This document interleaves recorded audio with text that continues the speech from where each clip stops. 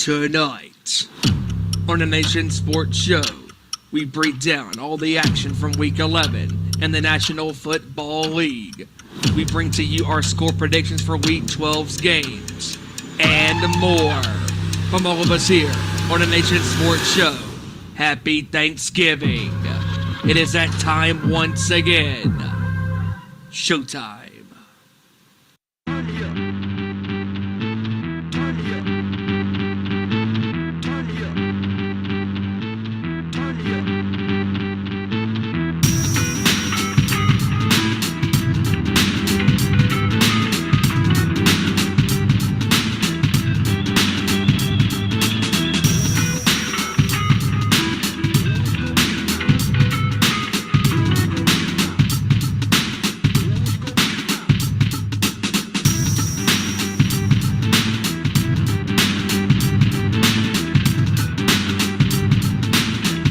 From the gridiron to the court, talking all that is sport, breaking down the latest news, scores, and more. Welcome to our Nation Sports Show.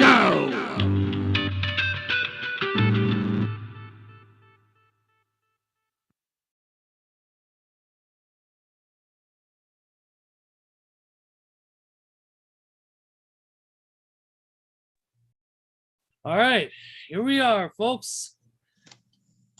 It is once again Tuesday. So what does that mean? Well, besides it's not even close to the end of the week, it is our Nation Sports Show. We are live once again, guys. It's good to see everybody. Ladies and gentlemen, we are here. You wanted the best. Well, they ain't available, so you get us instead. And we are here for the next 2 hours to talk sports, and nothing but sports. Maybe a little wrestling and a little metal, in between, of course. I am Ezra Vickery here. Thank you guys for joining us as usual. And you know that we're here live to talk about all things sports. We can't wait to get into it. We got a lot to talk about. Another crazy NFL week. Of course, we're going to do our review and the predictions, as always.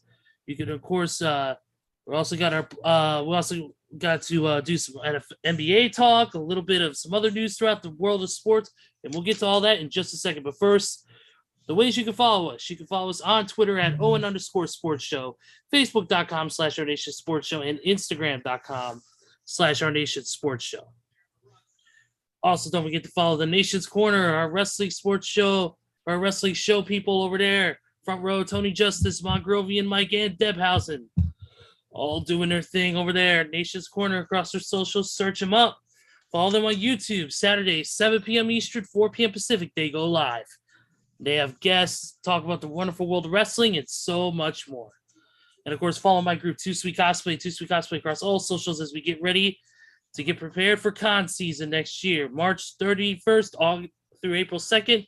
C2E2 will be taking place the same weekend as WrestleMania. So it's going to be an absolute crazy weekend for us wrestling fans, and for us wrestling fans who are either cosplayers or con-goers. It should be fun.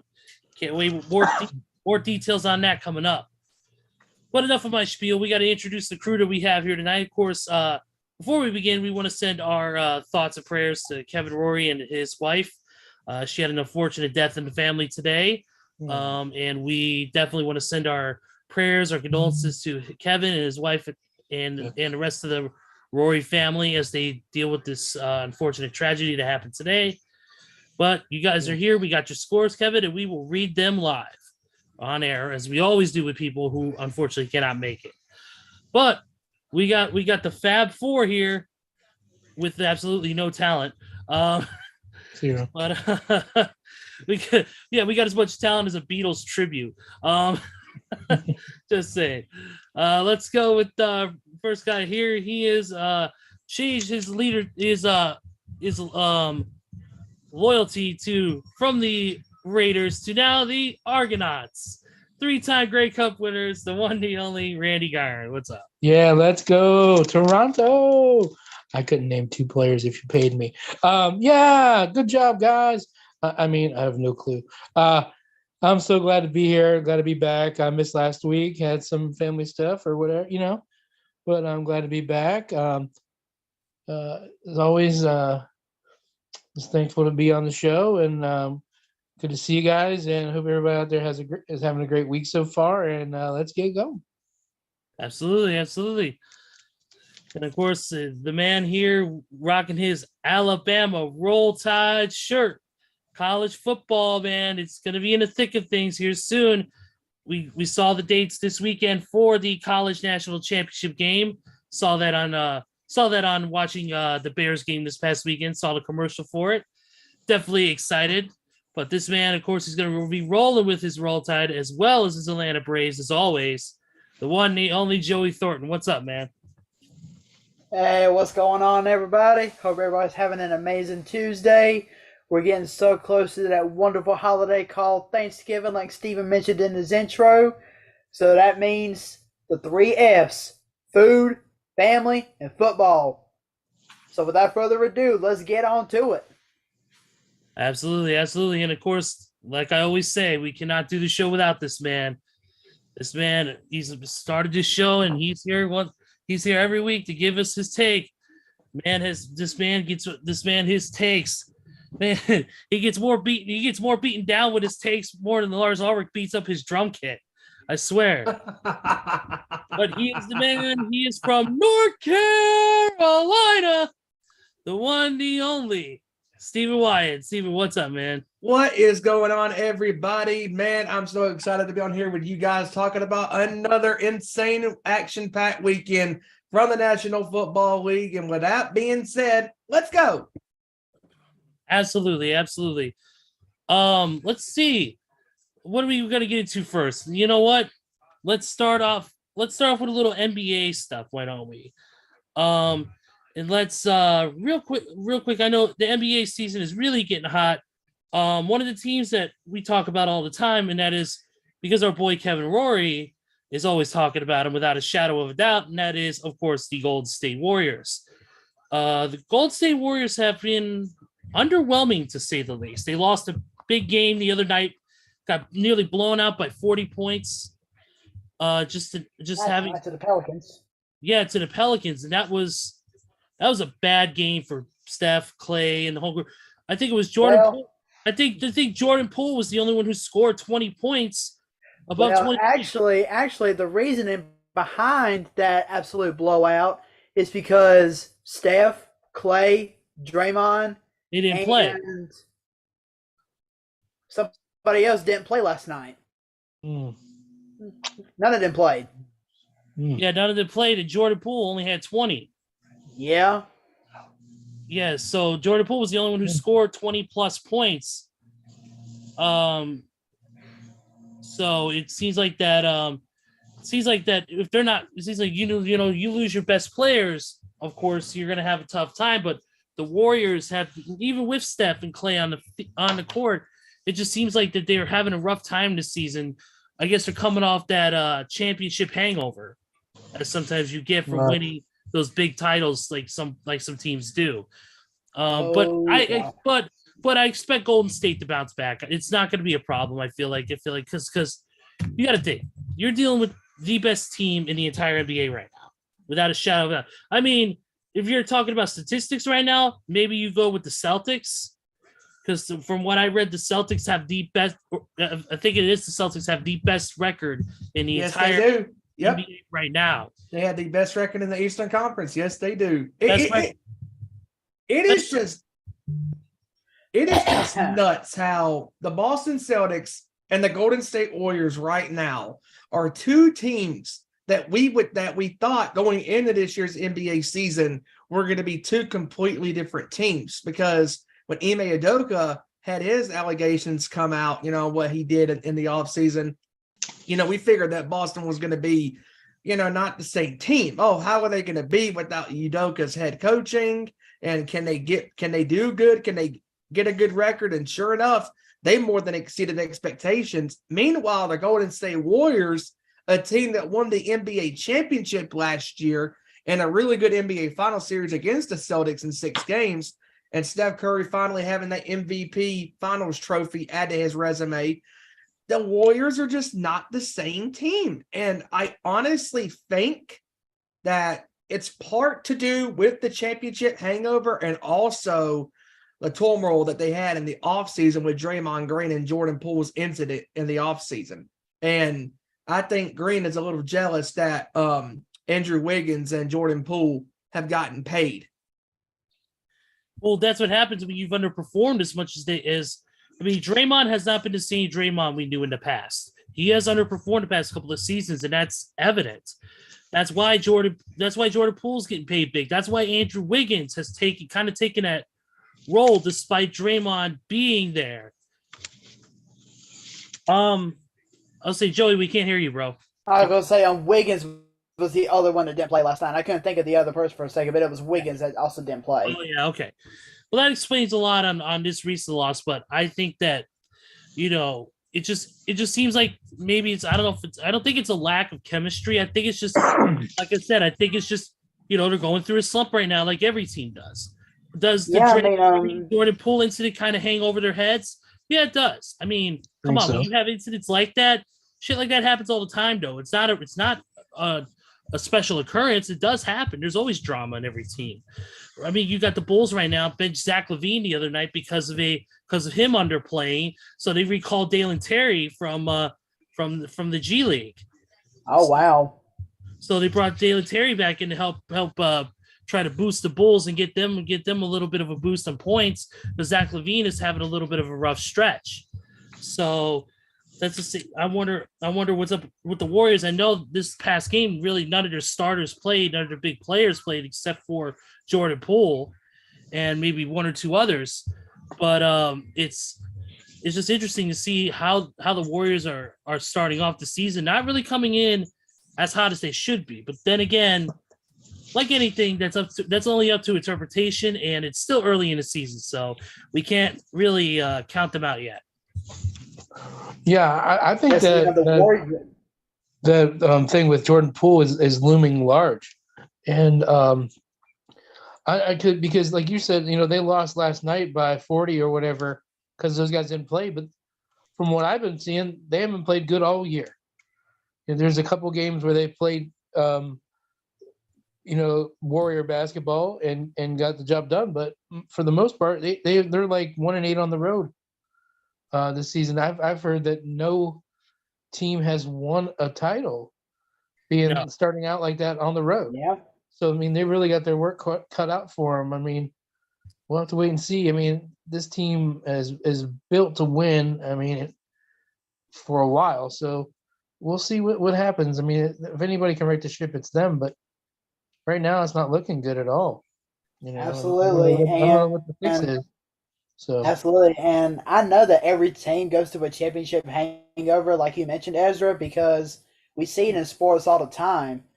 But one thing that Golden State, I think, really needs to do is really step up on their defense because, the Warriors are getting a lot of points game after game, but they're also giving up a lot of points. And that defense is really starting to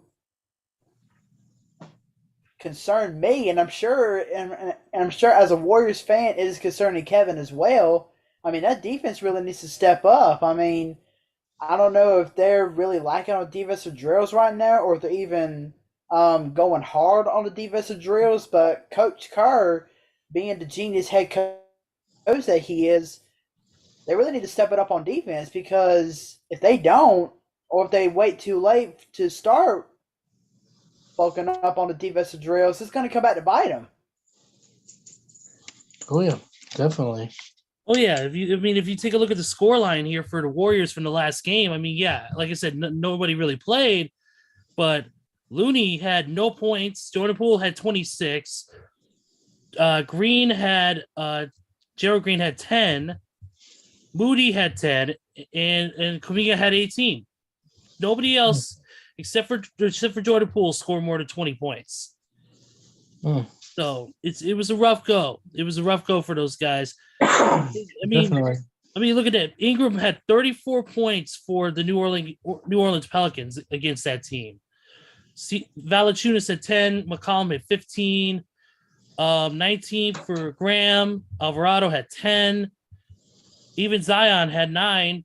Still had 4 assists and two rebounds. So hell, Valanciunas had a double-double against against the Warriors. So They did 10 points, 13 rebounds. yep, it's a little bit of a cause for concern. I mean, we know how the Warriors are, and I think they will right the ship.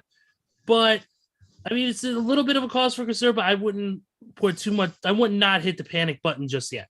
Absolutely, because I mean, Oh no, definitely not. I mean, like you said, Ezra, it's real early in the regular season. At this point, most teams are about 16, 17, 18 games in, so we still got 60 something more games to go. So, and I mean, the Warriors are 8-10, so yeah, they're going through a rough patch right now, but they'll right the ship. Oh yeah. Absolutely. And I'm taking a look at the records right now. Like Steven said, right now the Western Conference right now is held up. Actually, the whole entire NBA, like I said, held up by the Celtics at 13-4 right now. Whoa. They are 9-1. Yeah, the Bucks. 9-1 in their last 10 games. So they've been absolutely just killing it, man. And then the Utah Jazz lead the Western Conference at 12-7. Then That's a shocker there. For Suns sure. right behind them. Yeah, Nuggets, that is a Clippers, shocker there. Kings, Pelicans, Grizzlies, Trailblazers. That makes up your top 8. And then you got 9 and 10 slots. Go to the Mavericks and the Timberwolves right now. Then on the Eastern Conference, like I said, Celtics, Bucks, Cavaliers, Pacers, Wizards, Hawks, Raptors, and Knicks make up the 8, while Sixers and Nets make up the other 2 slots in the top 10. Those right now are in the 11th slot, just right outside of what could be a possible play-in if the season were to end. But like I said, it's very early on, a lot of ball to play. So we'll see how the season plays out for any of our teams, whoever we're a fan of. So should be great. One of the other things Yeah, Go ahead, Joey. I was gonna say real quick, kicking off in just under 15 minutes from now is going to be Ben Simmons' return to Philly. Yep, I was just getting ready to mention that too. I was Wow. actually just getting ready to mention that too. Is that Ben Simmons, his first game back in Philly since he left? Yep, of course, with the Brooklyn Nets, big news coming out of that is that Joel Embiid will not play due to a left mid-foot sprain. He will miss 2 games, including tonight's game against the Brooklyn Nets. Oh yeah, and I also saw that Bad Boy, we were talking about Embiid going off of those couple of games last week. Kevin, I remember mentioning something about Tyrese Maxey. I happened to see something earlier today or a few days ago that Tyrese Maxey is going to be out for the next 3 to 4 weeks. So, and trust me, when it comes to injuries, there's a lot in the NFL we're going to get into, and that's for sure. But yeah, there's a lot of injuries that happen this past week in the NFL. But real quick, let's see other quick things. Real quick, Paul George, unfortunately, Paul George sat out of the Clippers win against the Jazz the other night with a right hamstring strain. So Paul George, unfortunately, dealing with a slight injury as well. And then they're saying he's day to day, and they're saying that I think I saw something about his status is questionable for tomorrow night's game against the Warriors. So yeah, definitely. Also, since this past week, we saw the return of Kyrie Irving after his 8-game suspension from him supporting the anti-Semitic book, and he was in trouble for the tweets that he was retweeting. So he came back. Not only did he come back and he had a decent game, but also he came in dealing with protesters outside of Barclays, too. So it was a very wild night, but hey, the Nets and them got the job done. Ben Simmons had a decent game, and they got the job done and won that game. But tonight's going to be interesting, man. Ben Simmons comes back home to Philly, to his first team, and we'll see how he plays. Will an improved Ben Simmons show up, or will the same old garbage Ben Simmons that we come to know, love, and make fun of be there? We'll see. All right, that's all I got for the NBA. Let's go ahead and move to where we need to go, and that is the NFL, folks. Hey, boy, then we got a lot to talk about. Not only in games, but also the unfortunate injuries. There's been a lot of injuries lately. Kyle Pitts, who was one of the newest pickups for the Falcons, he's been placed on injured reserve. He's done. Yeah, they're saying that he might be done for the rest of the season now because he apparently has to have surgery on his MCL, and I think they said that's going to be about a 6 to 8 week recovery. So you might as well go ahead and just hang him up for the rest of the year. Damn. Yeah. Well, good news for you, Joey. Chase Young has officially been activated. Finally! We're finally getting our front four back of Young, Allen, Payne, and Sweat. Let's go! Yep. Bears head coach Matt Eberflus said that Justin Fields' injured left shoulder is day to day. So that's a good sign. At least it's not anything too serious. Good. I know they had mentioned possibly season-ending surgery, but as of right now, it's not looking like that he's going to need it. So, well, that's good news for you guys. Yeah, I crossed my fingers on that one. Also, speaking of returning from injuries, the Bucs have designated Giovanni Bernard to return from injured reserve. So the Bucs will get back one of their big running backs there. Ex-Bengal. Yep, an ex-Bengal. I remember him being on the Bengals all the time. Also, real quick, the only thing though that they couldn't reserve was Tom Brady's reversal on the divorce papers. He realized how much she's taking. He's like, "Oh shit, can I reverse this?" No, damn. What's wrong with your face? Yeah. Some more injury news.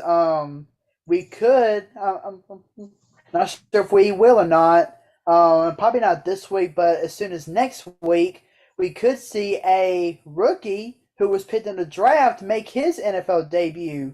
And I'm talking about Mr. Jameson Williams, who was picked 12th overall by Detroit back in April. They're saying that he's designated to return, and he could make an appearance in this game, in this game Thursday, but more than likely we'll be seeing him next week. So we'll see what he can do. Absolutely. Talk about this week. It's been a week of unfortunate players getting concussions. Vikings OT Christian Darrisaw had a concussion, and that's why he was ruled out of this Sunday's blowout from the Dallas Cowboys, which we'll get into in a little bit. Bengals lost Joe Mixon to a concussion. Yeah, they're saying that his status is going to be iffy for this week. Yeah. Let's see. Matthew Stafford was being evaluated for a concussion after the week in which he was cleared through concussion protocol. So, just a lot of different injuries going on, man. It's been a rough week for all of us, to say the least.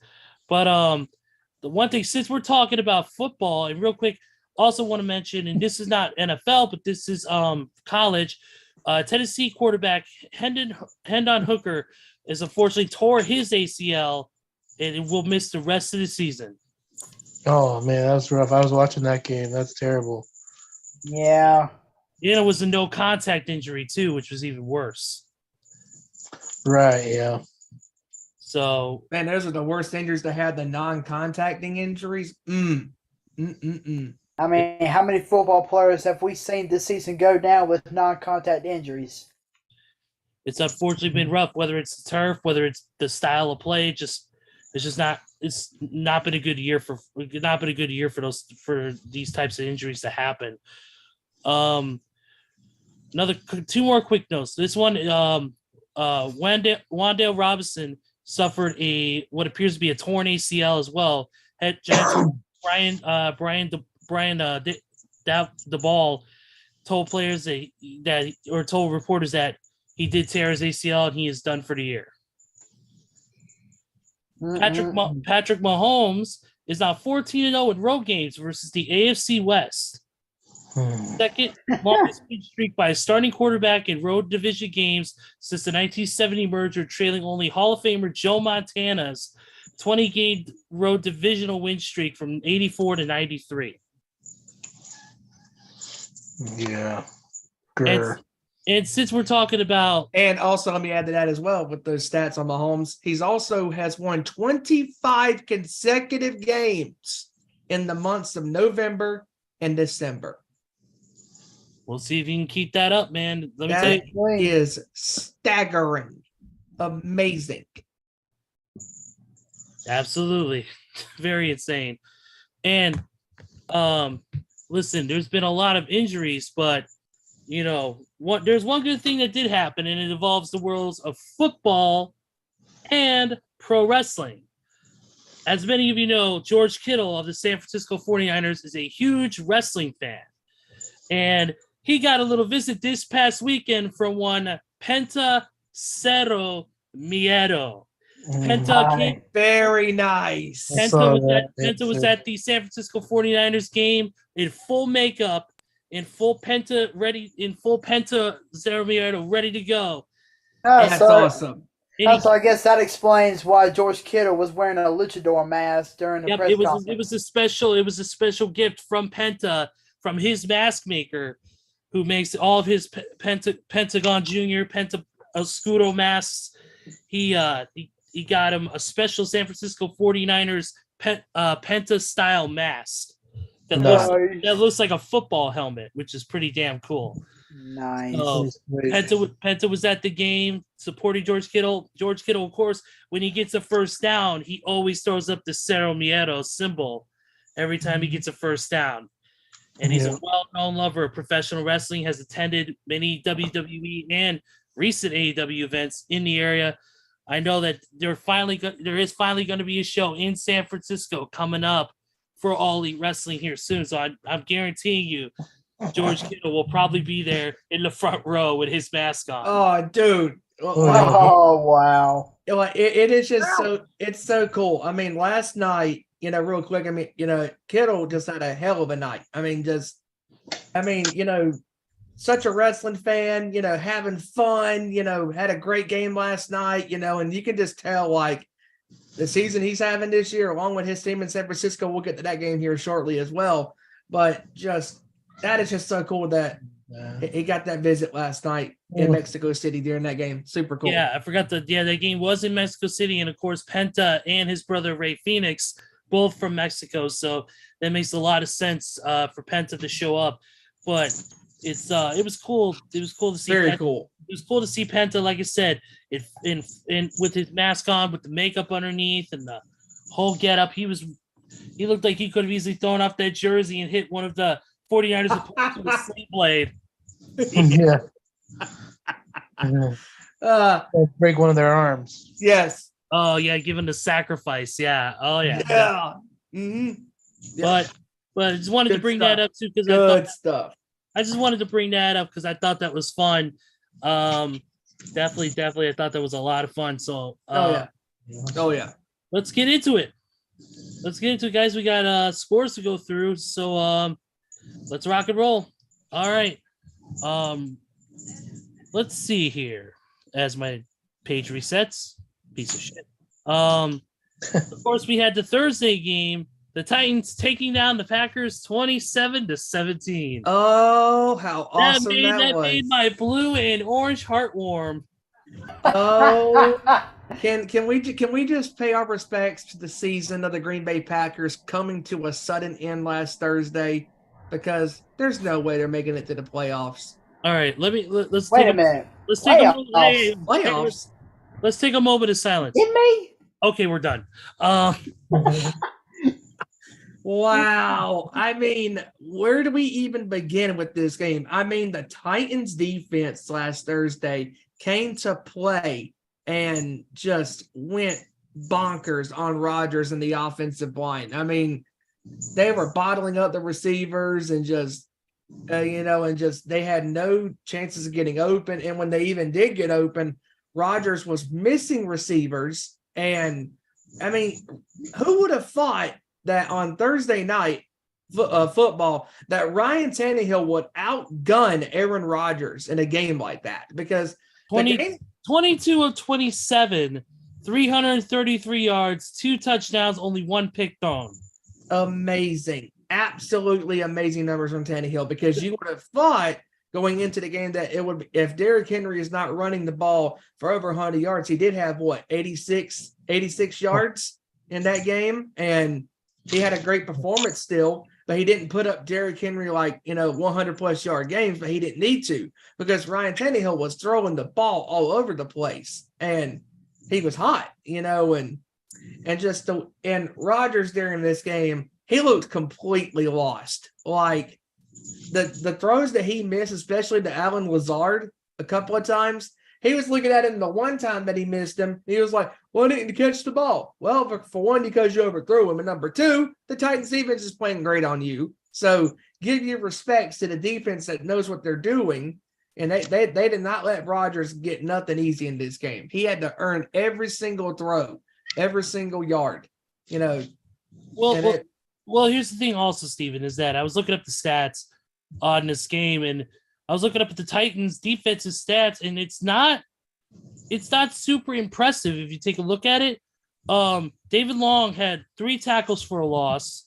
Jeffrey Simmons had one sack and 1 tackle for a loss, and that's basically it. There wasn't a lot on the defensive side, but they were able to hold Rodgers back. They were able to get him confused, get him to throw and make silly mistakes. And Aaron Rodgers is not a fan of silly mistakes. He's a guy he's like Tom Brady. He's a perfectionist. He's a guy who wants to make every throw every time.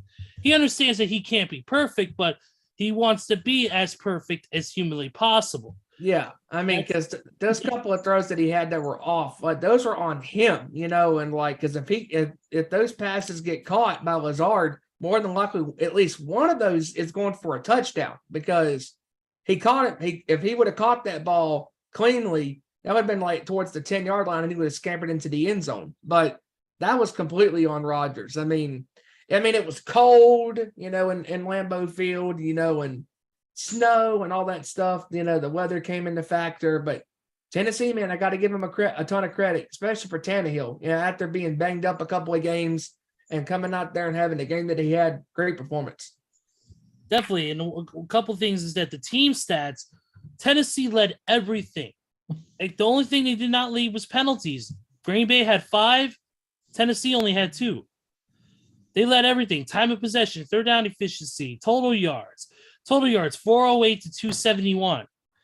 The passing yards, 320 to 215. Rushing yards, 88 to 56. Average yards per play, 6 yards over 5. And of course, the unfortunately Tennessee allowed 3 sacks, where Green Bay only allowed 1. But they also had a slightly better third down efficiency too, 53 to 50. 53% to 50%. So, Joey, your thoughts? At this point, you might as well just stick a fork inside Aaron Rodgers and our whole Green Bay organization because, like Steven said, they ain't going to the playoffs.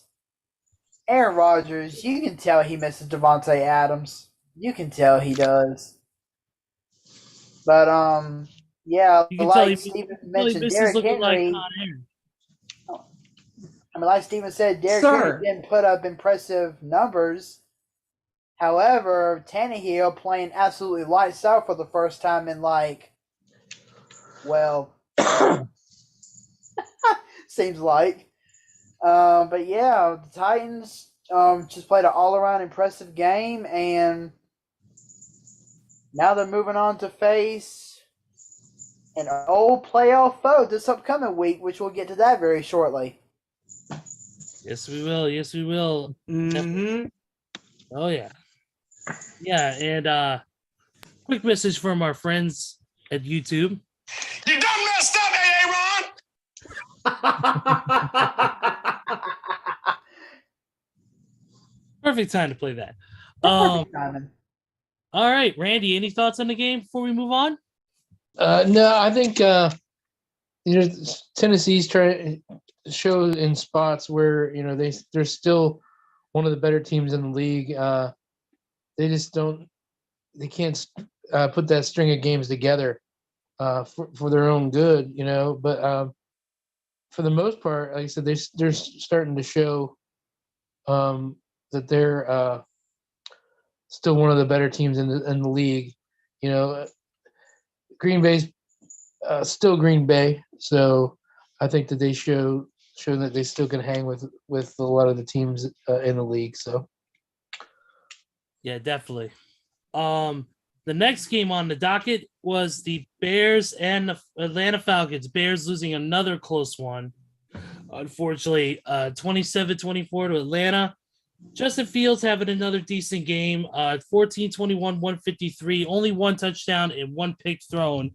He also carried 18 times for 85 yards, one touchdown. David Montgomery, 17 carries for 67 yards and a touchdown. But the big star of this season, to me, outside of Fields, I will say this much: if we're looking at positives, has been Cole Kmet. mm-hmm. Cole Kmet has been an absolute monster. This guy, once again, has another Sports Center top 10 catch in this yeah. one-handed grab. That was impressive. One-handed grab, gets cracked in the middle, gets cracked in the process of the catch, and still holds on to the ball for the big first down. And it was number one on this week's Sports Center's top 10, which I thought was very, very good. Cool. He's really starting to turn himself into a threat. Give him, I would say, another few months to almost a year, and he could be playing at almost elite status if he keeps this up. I agree. Yeah, unfortunately. But on the Atlanta side of things, Oh yeah, there was a certain player that set a new record this week. I'm talking about Mr. Cordell Patterson setting the record for most kickoff return touchdowns. Amazing. With now 9 in his career. Wow. That's impressive right there. Yeah, he's and Cordell Patterson's only been in the league for a few years, so he might just go on to completely smash that record. He keeps this up. You're right. Yes, sir. Definitely, I agree with that. But yeah, definitely Marcus Mariota. It was more or less outside of the kick return. It was more of a, I would say, it was basically like Marcus Mariota. He had a rushing touchdown and a passing touchdown, but he was only 131 yards, no picks, 13 of 20. So none of these guys were that impressive, but still was a decent game to watch. 27-24. Unfortunately, Bears drop another one, go down to 3-8. Falcons move up to 5-6. Next game, Steven's favorite team gets destroyed again. Well, only this time, this game was not just getting destroyed. This one was more of a snooze fest because for 3 quarters it was terrible. Yeah, nobody could move the ball. Trust me, there's another game that's like that too, and we'll get to that in a little while too. That ended in a special teams TV. Oh God! We'll get to that in a little while. We'll get to that in a little bit. We still got some games to go. But that Ravens Panthers game was boring as hell, and the only offensive touchdown was Lamar Jackson. But there should have been a second touchdown on the offensive end. As a matter of fact, there was, because we were all offended that this game was so bad that you had to have Ravens fans in that stadium suffering through a boring snooze fest of a game for 3 quarters with no touchdowns. Yawn. Next. Well, that's what happens when you get Baker Mayfield at quarterback. Yeah, he's cooking up a big pile of steaming monkey crap. Dude, he puts more people to sleep than freaking Minoru Suzuki does every week on New Japan. God. Wow. But man, I heard this game was a snooze fest. I didn't watch it, of course. It was bad. Most of these games I did not watch or listen to because, of course, I have a 9-to-5 job that requires me to sleep from 2 to like 10. So, well, luckily for you, Ezra, you missed a boring game. Well, thank God. I needed to sleep anyways. But the next game on the docket is the Bills beating the Browns 31-23 in Detroit. Absolutely, it's the game that moved to Ford Field because I mean, let's face it. This is the only time that Detroit's actually going to have a Super Bowl contender in Ford Field. And if you want I proof made that myself pop on that one. how wacky this game was as far as how to get there, the tickets for this game were dirt cheap at times. Like there was one guy that got tickets for the front row, I believe, or what I think, for like $60. I'm like, damn.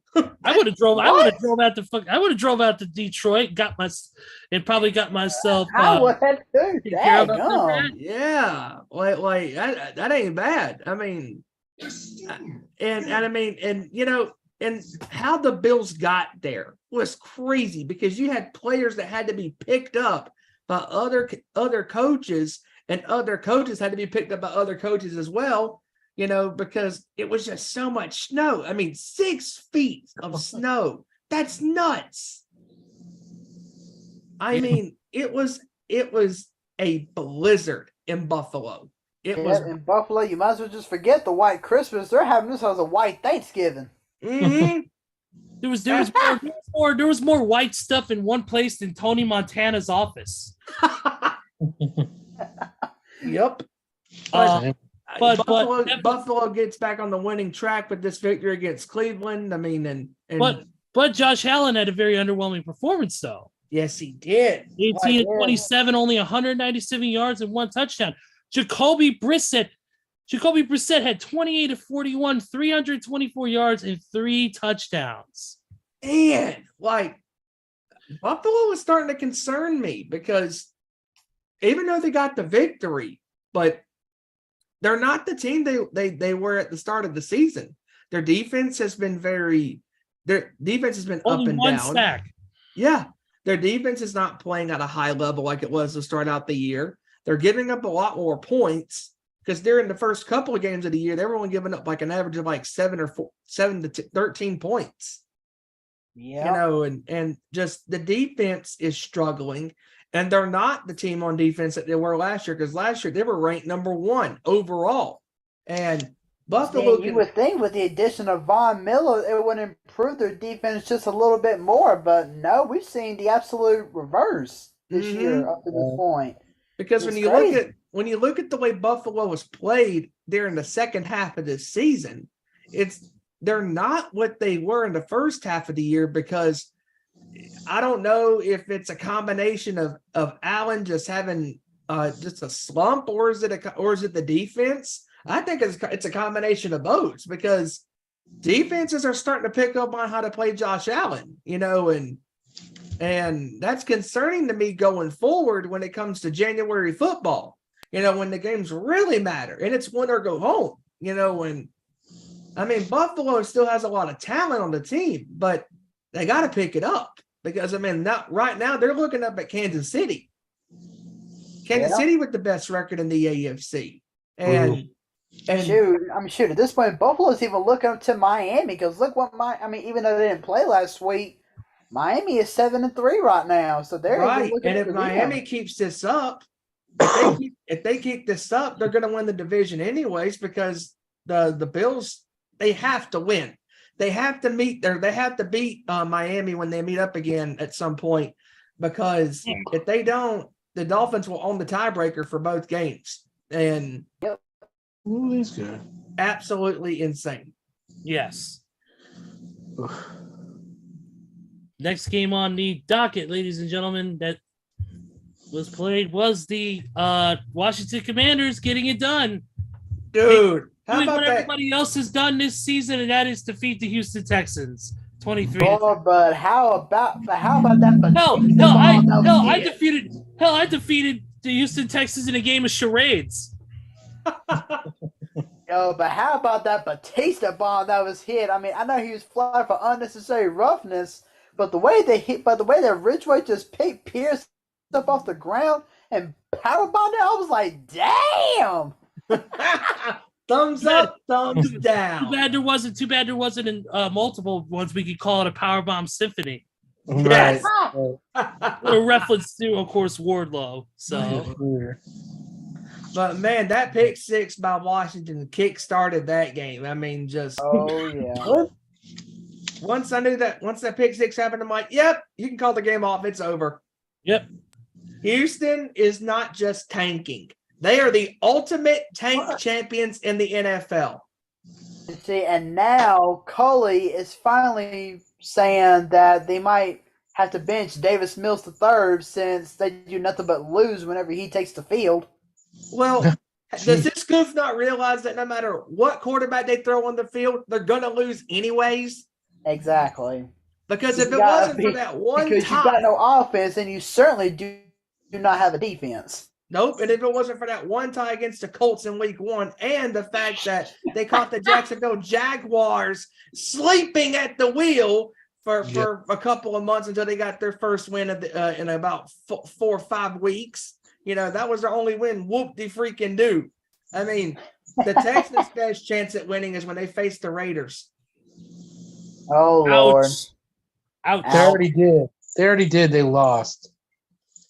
It's a good try. That's right. Or even better, they face my team, the Panthers. Yeah. Yeah. It's okay. Don't Hey, worry. see, It's so okay. Nick finally It's admitted okay. it. It's okay. The Portage High School Indians could beat the Houston Texans at this rate. What then, of course- found out though, Steven actually admitted that was his team though. The Didn't he just Alabama say that? Roll Tide could beat freaking the Texans. Yeah. Yes, and then, of course, next week. Of course, they can't beat Georgia in the college national championship, but I digress. Yeah. Man. Anyway, and of course, next week, Throw that shade. Houston's welcoming an old nemesis to their stadium, and that, of course, being Mr. Deshaun Watson, who'll be making his Open the massage parlor. Yes. Open up that massage parlor. Yeah. That's just gonna rub He'll be making his. That's just gonna rub them the wrong way. I knew where you the were. wrong way. Yeah, that's where I'm going, baby. That's where I was headed. Yes, sir. Gonna rub Let me them the tell you, wrong there way. will be no happy ending for Houston this weekend. No. Nope. Thank you very much. I'll be here all week. All right, next game to talk about is the game that almost could have been a shocker. And that was the Eagles squeaking by the Colts, 17. Man. This game right here was the reason why I was not watching that snooze fest in Carolina. This game, oh my gosh, went back and forth. Oh my goodness. Back and forth all throughout the game. So close. It took the Eagles 3 quarters to finally wake up and get over that loss to Washington the week before on Monday Night Football. Mm-hmm. I mean, And Philadelphia. once they woke up, they could not be stopped.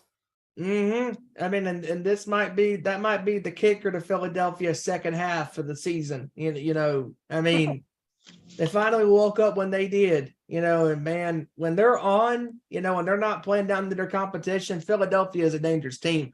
But Philadelphia does concern me is how are they going to be going forward? Because for 3 quarters, the Colts were beating them. And the Colts had them 13-3 at the end of the third quarter. Mm-hmm.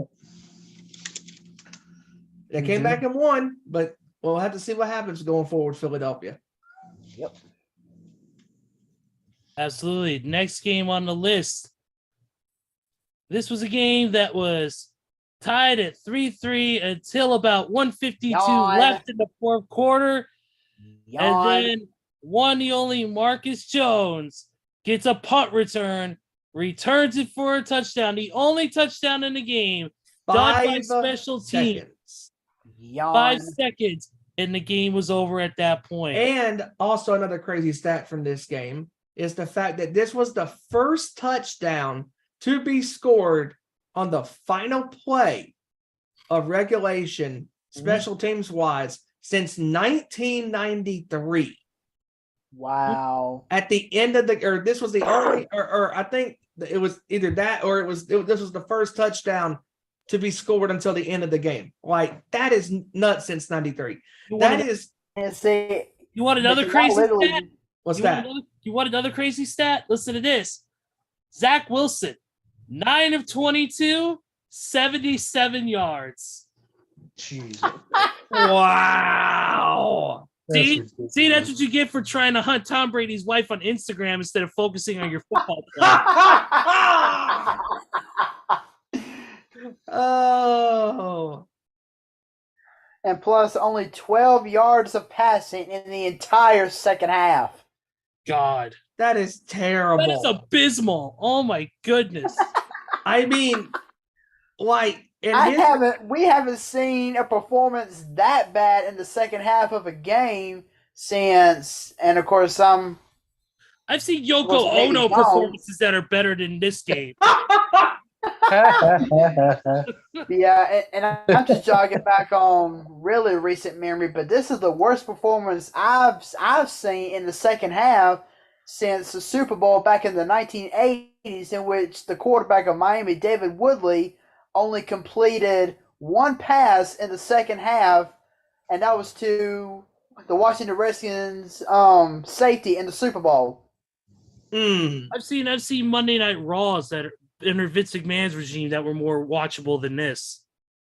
Oh man, like it was bad. I mean, literally, I saw the touchdown happen. I mean, the Patriots forced a punt with 5 seconds to go, and I was like, okay, we're about to have us an overtime period to this boring butt of a game. But then I saw him go towards the end zone, and I'm like, you gotta be kidding me. I cannot believe it when I saw it. I was like, you gotta be kidding me. Oh my goodness. Terrible, terrible, terrible. By 6 and 4 teams. That tells you something right there. Yeah. And then next game up, you got the close one here. Saints squeaking by the Rams, 27-20. Yawn. Next. Yeah, Next. Here's one. The Lions as coming in and just blowing the roof off of MetLife, 31-18 over the New York Football Giants. Who would have thought that in 2022 that the Detroit Lions would win their third consecutive game? They're finally not being Detroit, guys. Actually, They're third consecutive game, fourth game overall. Fourth game overall. This is not Detroit-like. This is not Detroit-like. They have won more games in the last couple of years combined than in the last couple of seasons. And going forward, Detroit, I'm telling you, man, Kevin was right. He said it on the show many a times. Detroit is on the up and up if they keep it up. Like, this is a sleeper team. They're still going to be the Lions, but yeah, you might be right. But from years to come, they might be something better. They might be better than the Green Bay Packers at some point. Who knows? True. But good for Detroit to get that win. And man, the Giants they're not firing on all cylinders like they had the last couple of weeks. Like they're a hard team to figure out. Yes. Yeah, Barkley didn't even have a good game at all. So went away from that as well. So they're they're real hard to figure out. That's for sure. Yeah, definitely.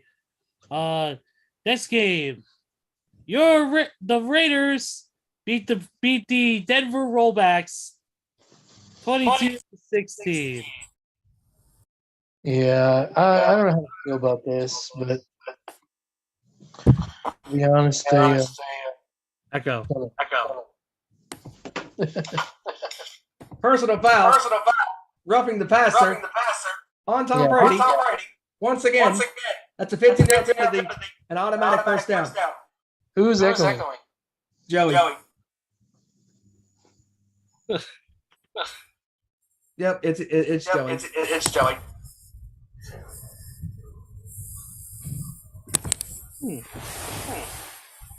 Oh, there we go. Hello.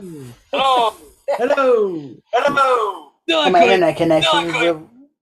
My internet connection decided it wanted to suck for a minute. Well, your audio connection is sucking right now. No, But eventually it should Yeah, man, it'll be fix where it was. itself. Yeah. Okay, this is fun. Nope. Yes, it is. All right. Hey, there it goes. Well, it's because he muted his microphone. Okay. All right, next game. Like I said, the Raiders and the Broncos, 22-16. Yeah. This was a game. The that Fire was- Josh McDaniels campaign has taken a quick stop. Not for me, it hasn't. You know your team is hit rock bottom as far as spending cash when you can't even fire the head coach. I mean, It's garbage. the Raiders are screwed forever. The fact that These are 2 words: hot garbage. yep, Yeah. hot garbage. Yeah, and not only that, but Wait. Did you really just do that in the tune of the Hot Pockets commercial? yes, I did. That's bad news. Goodbye, everybody. We'll see you next week. Yeah. Yeah, Echo. No, no, it's okay. crazy. We're good. The Raiders. I mean, Devontae Adams is leading the league in touchdowns. And not only that, Randy, but he had It possibly defies Randy. logic. It defies He- logic right now. He had the easiest walk-off touchdown in NFL history. Nobody was near him when he caught 100%. that ball. That's right. Congratulations to the Broncos for riding away, not catching him or tackling him or even covering him. You know, they let him walk into the end zone and get a walk-off touchdown. And Yeah, it was beautiful. And oh man, I mean, just the Raiders, the Broncos, 2 very bad teams. Somebody has to win, unfortunately, for these 2 bad teams, and it was the Raiders. And it was a very interesting game because the Broncos were leading in the 4th quarter by 3, and Derek Carr almost threw 2 interceptions in that 4th quarter. I mean, it was crazy. We'll see what the next couple of weeks holds for the Raiders. Yep. Because everything's there. I just don't understand. Like I said, it defies logic. I mean, they're doing everything right. It seems like Jacobs is rushing the ball. I mean, almost has 1,000 yards this season. I'm sorry, I didn't mean to cut you off there, but no, you're fine. It defies logic. I mean, that defense couldn't stop my grandma Murray. She's been dead for 10 years, so I don't know what's going on with that. But my Lord, they need to really figure it out. Yeah, I agree. I mean, the Raiders do have some brights, like you said. Devontae Adams leading the league in touchdowns. 1,000-yard plays and all that. They're making the right moves on the offensive side of the ball. It's just the defensive side, they're just lacking very much, and that's what's costing them games. They're allowing points to get in that they should. You're right. And growing up with my dad, who was not only a Bears fan, but he was also an old school Oakland Raiders fan growing up, he knows about that hardcore defense about the Raiders, just like the monsters of the Midway defense that the Bears have always been known for. So definitely they need to find out what's going on with why that ship is sinking the way it is on the defensive side, whether it's the coaching, whether it's maybe they need to restructure some of the team, cut some players, sign some new ones, try different schemes, whatever it is. Hopefully they can figure it out soon. Yes, sir. I agree. And it's not Max Crosby either. No, I mean, he's playing all world. I mean, he had a hell of a game the other day. I mean, he blocked a field goal, tackles for loss. I mean, he's out there by himself. yeah, Besides Chandler Jones, and he ain't done jump. yeah, So it's on the defense. Man, yeah, definitely. Max Crosby can't do it all. Nope. He's sure as hell trying, but he can't. That's for sure. But. Nope. Joey, any thoughts on this game before we move along? Yawn. All right, let's move on to a game that had more excitement. And you know what? We make fun of this team all the time. We got to give them credit. The Dallas Cowboys went in and smashed, stacked, and pinned the Minnesota Vikings 40-3. By the way, that was a Roman Reigns reference, in case you're wondering. Yes. This I was definitely Acknowledge not them. expecting. Acknowledge the Cowboys, which I got to give them credit, though. Ever since Dak Prescott came back, it has been a change. It seems like that the Dallas Cowboys have finally picked up where they left off, with some of their success, and it seems like they've just been dominating. Yes, it's been against the Bears. Yes, it's been against this team, but they took out one of, if not the best team, one of the top 2 teams in the entire NFL, and made them look like the Houston Texans. It was humiliating for the Vikings because we said it on this show last week that we were on the verge of possibly maybe picking the Vikings, but we thought better because it was a trap game, because the Vikings were coming off a great victory against the Buffalo Bills in the best game of this year's 2022 NFL regular season. And we did pick the Cowboys to beat the Vikings, but we did not expect not just a win from the Cowboys, but we did not expect a beat down, a glorified ass whipping by the Cowboys dished out to the Vikings on their home turf. I mean, the Cowboys' running game, the passing game, their defense, everything was clicking for Dallas in this game. In the first half for the Vikings, they only had 48 yards rushing. I mean, when you're teeing off on the running backs and not allowing them to get even more than a couple of yards, and you get up on them as early as you can, you're having to force Kirk Cousins to throw the ball. And Kirk Cousins was not good in this game. And no, he was not. I mean, he only had, 100 something passing yards and got sacked 105 yards.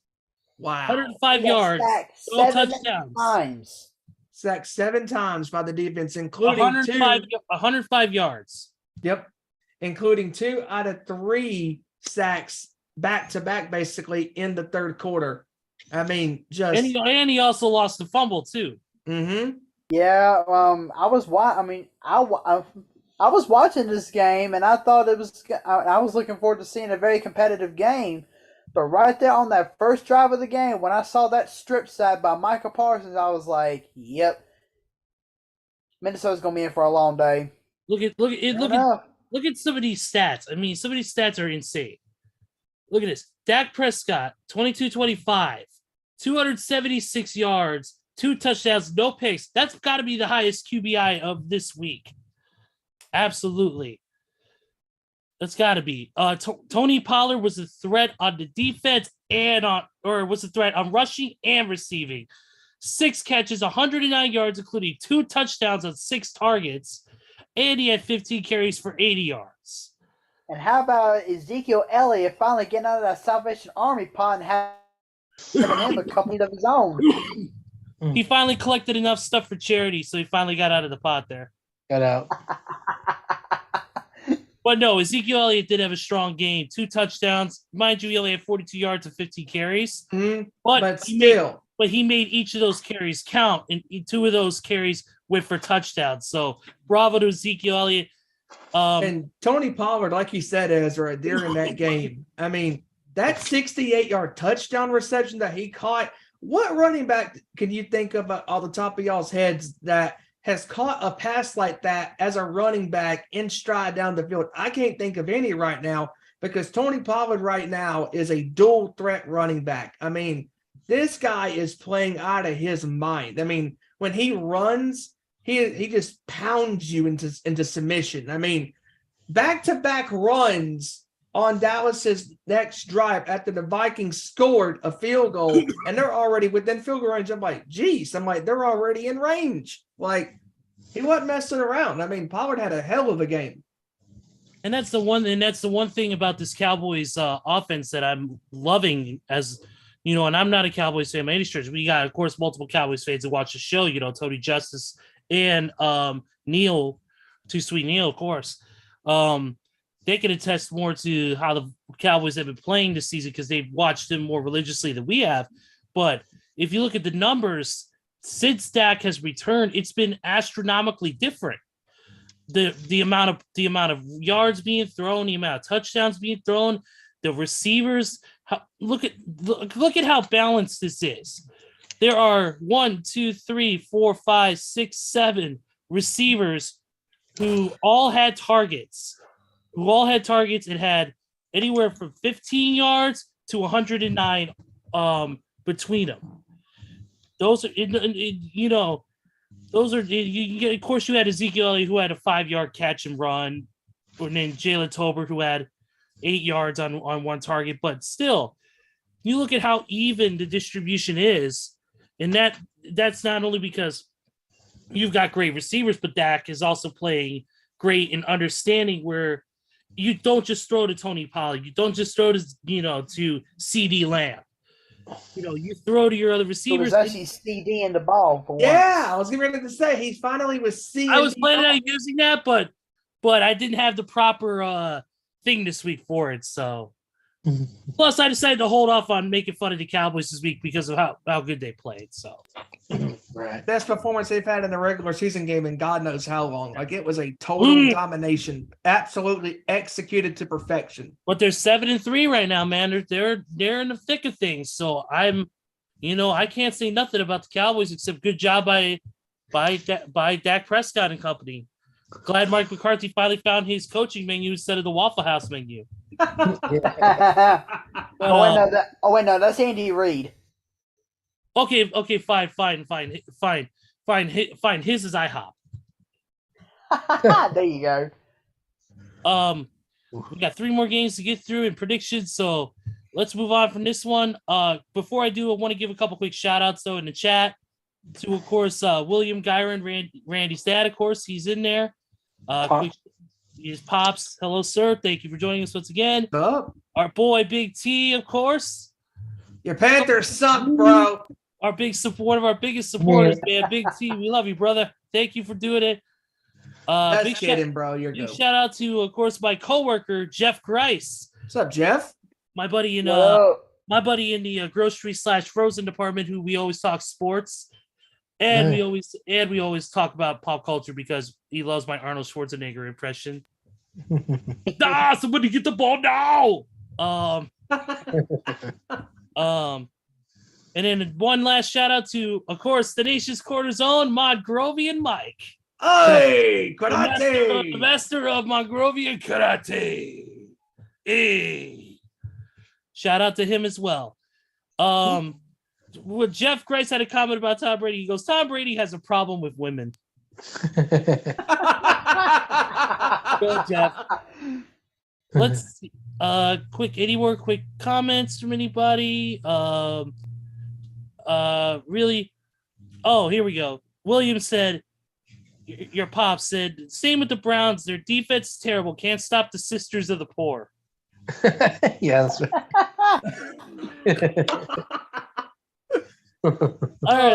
All right, let's finish this up, guys. 3 more games so we can get these predictions. The Bengals won 37-30. Joe Burrow finally beating Pittsburgh. Finally. Finally. Curse is finally broken. Yep. And man, this Steelers team is so hard to figure out because they do have some pretty good weapons on offense. But Matt Canada, we'll blame Canada once again because Matt Canada is one of the worst offensive coordinators in football. You can't blame Canada. They got a team that won 3 Grey Cups. Oh, you're talking Right, about. yeah, we got the Argonauts, baby. Let's You go. can't be blaming the Canadians on this one, eh? Blame Canada. Take off, you knob. No. Take off, you knob. That could be Perfect. That could be Perfect. misconstrued in so many different ways. It's not Yes. even funny. And I meant Just all by of them. me. I meant all of them too. Awesome. Yeah, this game was a great game though for Joe Burrow. 24-39, 355 yards, 4 touchdowns, 2 picks. Of course. Ooh. Listen, Man, but that one interception by TJ Watt, my Lord, that was phenomenal. I saw was that. good. I saw that on SportsCenter yesterday. That was a hell of a great interception. I was like, daggum. He just plucked the thing out of midair. Yeah, you had T. Higgins who had 9 catches for 148 yards. Samaj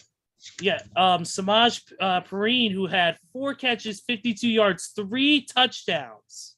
came in to help out Joe Mixon, who had the concussion in that game. He had a hell of a performance. Oh yeah, he showed out. Definitely, he showed out. Oh, If you look at the Steelers, you had Kenny Pickett, who only had one touchdown, but he threw for 265. Not bad. Najee Harris had 2 touchdowns, 22 or 20 carries for 90 yards, about 4.5 yards a carry. And then Pickens had 4 catches, 83 yards, 1 touchdown. So, hey, Pickett the Pickens. Very nice. Pickens to Pickett. yes, it is. Yeah, so anybody else want to comment on this game before we move on? I think I'm good. All right. All right. Chiefs and the Chargers. Chiefs, the chefs, as good old Randy always calls them. good, Let's a beat the good back and Bolts. forth game. And also another reason why you can take the Chargers out of San Diego, but you can't take the San Diego out of the Chargers, because once again, the Chargers reign supreme at blowing close games. Yep. As Max Castro, I guess Miss Castro had to change the lyrics. Now y'all don't mix like the Sixers and 20-point leads. It should be changed to now you're not. Now you don't mix like the. Now you don't mix like the Chargers in double-digit leads. Because listen, I mean, just like when Herbert threw that touchdown pass in that fourth quarter, I'm like, oh, congratulations, dude. You just gave Mahomes even more time to pick your defense apart. And I got to give the Chargers defense a little bit of credit for trying to make, enough plays and enough coverages on these receivers. But Travis Kelce, that's Patrick Mahomes' go-to guy. He is going to go to him at any given cost when you leave him wide open, or if he believes he can hit a play. And 9 times out of 10, Kelce is going to catch that ball. And the Chargers defense, just did not have an answer for him. And also, even when the Chargers led in that fourth quarter 27-23, Kansas City was on 3rd and 4 from the 49-yard line. And the defensive player, James, gets called for a defensive hold against Kelce. And he did pretty good covering him throughout the entire game until the end. And not only did he get flagged on Kelce, he also got scored on by Kelce in the final stages in the fourth quarter. So Patrick Mahomes once again does Patrick Mahomes things, puts up great numbers, has 3 touchdowns in this game, and leads the Chiefs to yet another victory. Grow. Grow.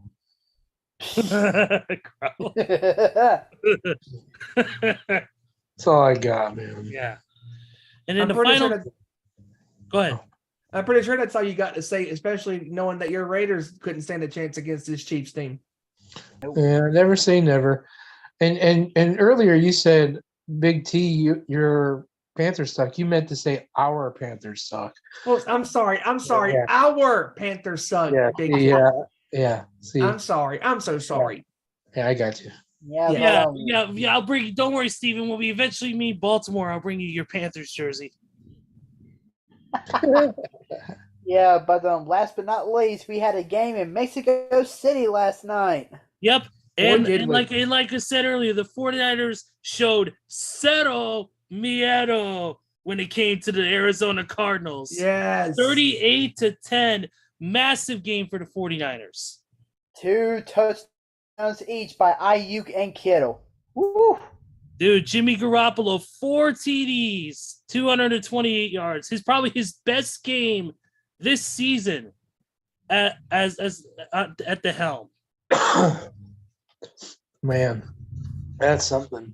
4 touchdowns in this game for Jimmy Garoppolo. I mean, he had a hell of a performance, including 2 TDs to George Kittle for 39 and 32 yards respectively. I mean, Kittle picked a great night to have a great game and have his best game of the season so far.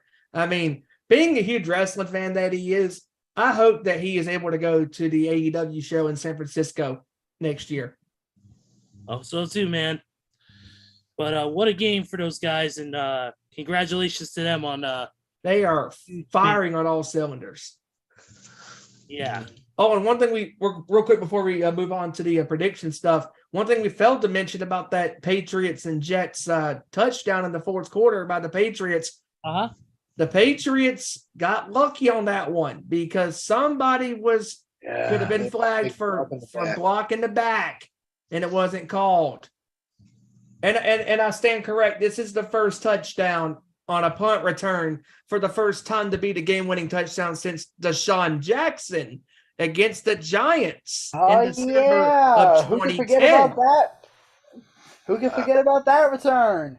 Yeah, 66 yards was the Deshaun Jackson return for the touchdown against the Giants in December 2010 at the New Miracle on the Meadowlands. That's it. So that was the last touchdown for punt return to be the game-winning touchdown. So I do stand correct on that one. And I've totally forgot about that one until I just read about it. So, yeah, very interesting how these punt returns for touchdowns for game winners don't happen very often, and this was a controversial one because they should have been flagged, but they weren't. But hey, you can't go back and change it now. Huh? Where were they playing at? Oh, they were playing in New England. Oh, well, okay. Enough said. Yeah. Enough said. Yep. Enough said. Yep. When Randy says enough said, enough is said. Let's move forward, guys. It is time once again for our NFL Week 12 predictions. And Joey has some mind-numbing numbers to read off from last week. Yes. And once again, our prediction score is hosted by Prevagen, the great sponsor, Prevagen. The only thing that makes Mongrovian Mike remember to use his blinkers when he drives outside of Jackie yelling. Hey, it improves your memory. It makes you use your blinkers. 1, 2, 3, 4. 1, 2, 3.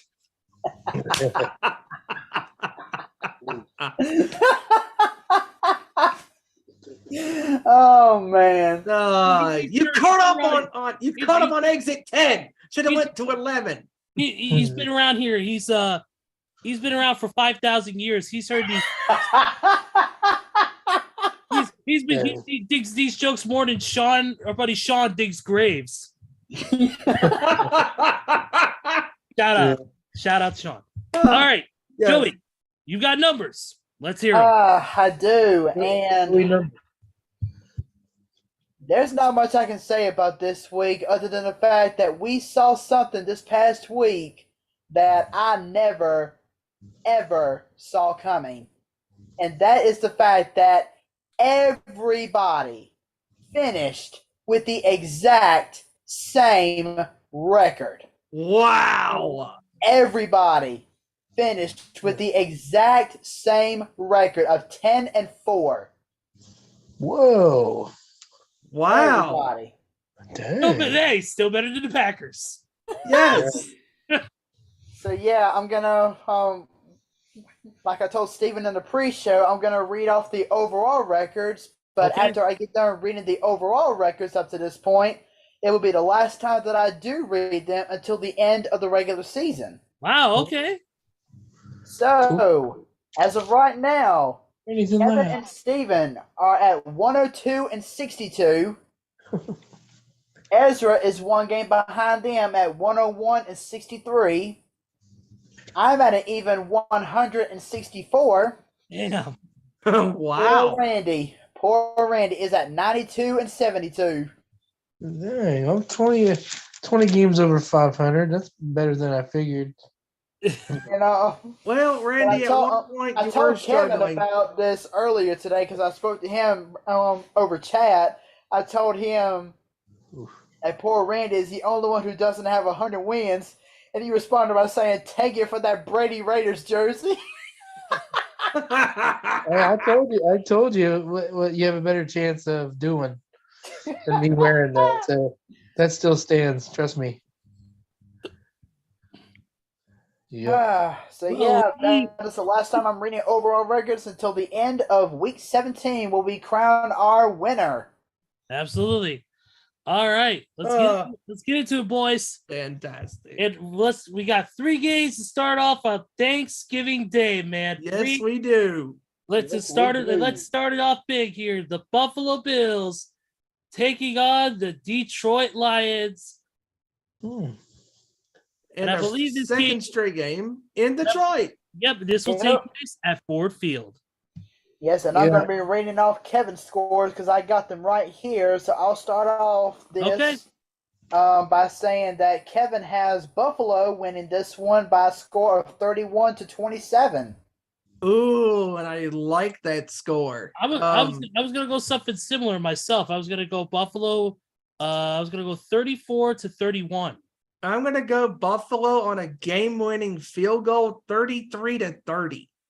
Nice. You know what? My score is almost going to be exactly like yours, Steven, but I'm going to go 33-31. 1001. Yeah, I got Buffalo 27-24. Damn. Ooh, okay. I noticed that I saw something pretty cool that the Buffalo the Bills left all the tables. They said they left them all intact. They didn't break any tables. They said they were leaving because they. I just hope they turn the power off too. Now, as far as this weekend goes, all bets are off. But yeah, all bets are off now because Detroit's back in their home. They said we left them all.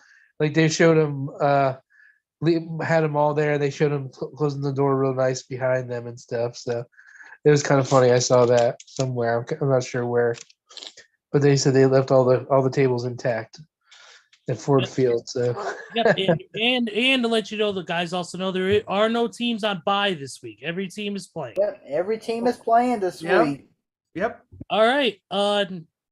Next game on the list is the Giants and the Cowboys at AT&T Stadium in Dallas.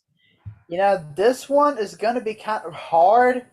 Not only, I know the Cowboys have a 9-game win streak over the Giants right now, but if there's one game that Dallas usually tends to struggle the most at, it's whenever they play on Thanksgiving. Because Dallas hasn't really had the best of records when it comes to playing on Thanksgiving as of late. So this one's going to be, and plus, since the fact that they're playing a much better New York Giants team, this one's going to be a little bit tough. Yeah. But I'll start off by reading Kevin's score. He has the Cowboys over the G-Strings, 28-20. G-Strings. Dallas Cowboys have gone 31-22-1 on Thanksgiving. All right. So yeah, but I think they've lost like 3 out of their last 4 on Thanksgiving or something like that. Yeah, their last it says right here, Dallas has lost 3 straight games. Will look to avoid matching as long as Thanksgiving losing streak when it faces your Giants. Yeah, so you got it. Yeah, because they lost to the Vegas Raiders last year, and then they sure did. Yeah, I remember that. Back when you were still a fan. Yeah, I'm still a fan then. Yeah, I'm still a fan then. Yeah. I don't remember wins over Cowgirls anytime. I think the Giants are going to pull it out. They'll right the ship from last week. They always seem to have some kind of formula. It seems after a loss like that. So I think I want to say 22-19 though. It's going to be close. Okay. This is a tough one. I'll let you go ahead and go next with this one. Mm-hmm. I'm going to follow suit with Kevin. Okay. I think Dallas is going to turn it around. I think it's going to be a hard-fought game. Give me Dallas in this one. I'm going to go 31-27. This is a tough one. It is because Dallas has been playing great these past couple games since Dak Prescott came back into the fold. But the New York Football Giants have been a sleeper team. But this right here is their toughest test to date. This right here, they've had a pretty easy schedule. A lot of people said they are the worst team with the best record right now because of the schedule was not as hard. And plus, you got to think the Giants will be looking for a little bit of revenge since Dallas beat them on their field back in week 3. Yep. And you got to think, too, though. Also, Giants, not only do they got to face the Cowboys this week, but they got to face the Eagles next week. Ouch. I believe so. I believe they play back-to-back division rivals and the best team, two of the best teams in the entire NFL right now. It's going to be a tough one. I'm going to give it to Dallas, but it's going to be a close one. It's going to be, I think my score is going to be 27-24 Cowboys with a game-winning field goal. Oof. It's a tough one to call because when you look at the numbers, I mean, Dallas on record, during Thanksgiving is not great. But I think this is a different Dallas team in a way because, I mean, now that they have Tony Pollard and Ezekiel Elliott running, splitting the running back roles and all that stuff, and just switching back and forth and keeping them fresh and stuff. I think that Dallas has finally figured out a formula to be successful. And I think they're going to snap this Thanksgiving losing streak, and I think they're going to beat the Giants in a close one. I'm going to go 24-20. Okay. All right. So Randy left all by himself picking those Giants. So we'll see what happens. All right. Final game for Thursday is the Patriots and the Minnesota Vikings in Minnesota. Okay. I'll start this one off. Vikings beat the Patriots. They're going to right the ship from last week after getting stomped by the Cowboys. I feel like they'll bounce back. I'm going to go with a score of 28-13. All right. Kevin actually has a pretty interesting score right here. He has the Vikings over the Patriots 32-15. Huh! That's an odd score. So I'm going to go 31-14 Minnesota.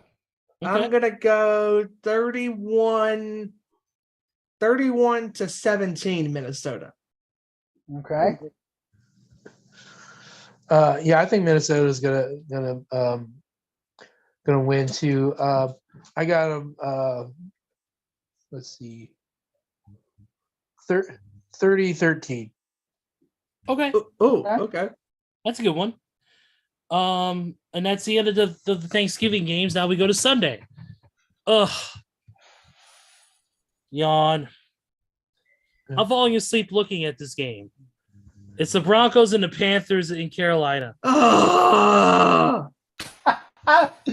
This You know what? right You know what? here- I'm giving my score now. I'll give you my score now. 0-0. No, I'm kidding. No. In actuality, I'm gonna go with Denver. It's gonna be 10-6.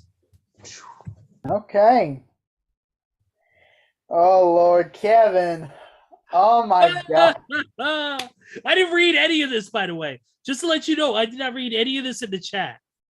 All right, so That way I can be Kevin, prepared for this. Kevin is going 20-19. The Cardiac Pussycats over the Donkeys. Nice. Bravo, good sir.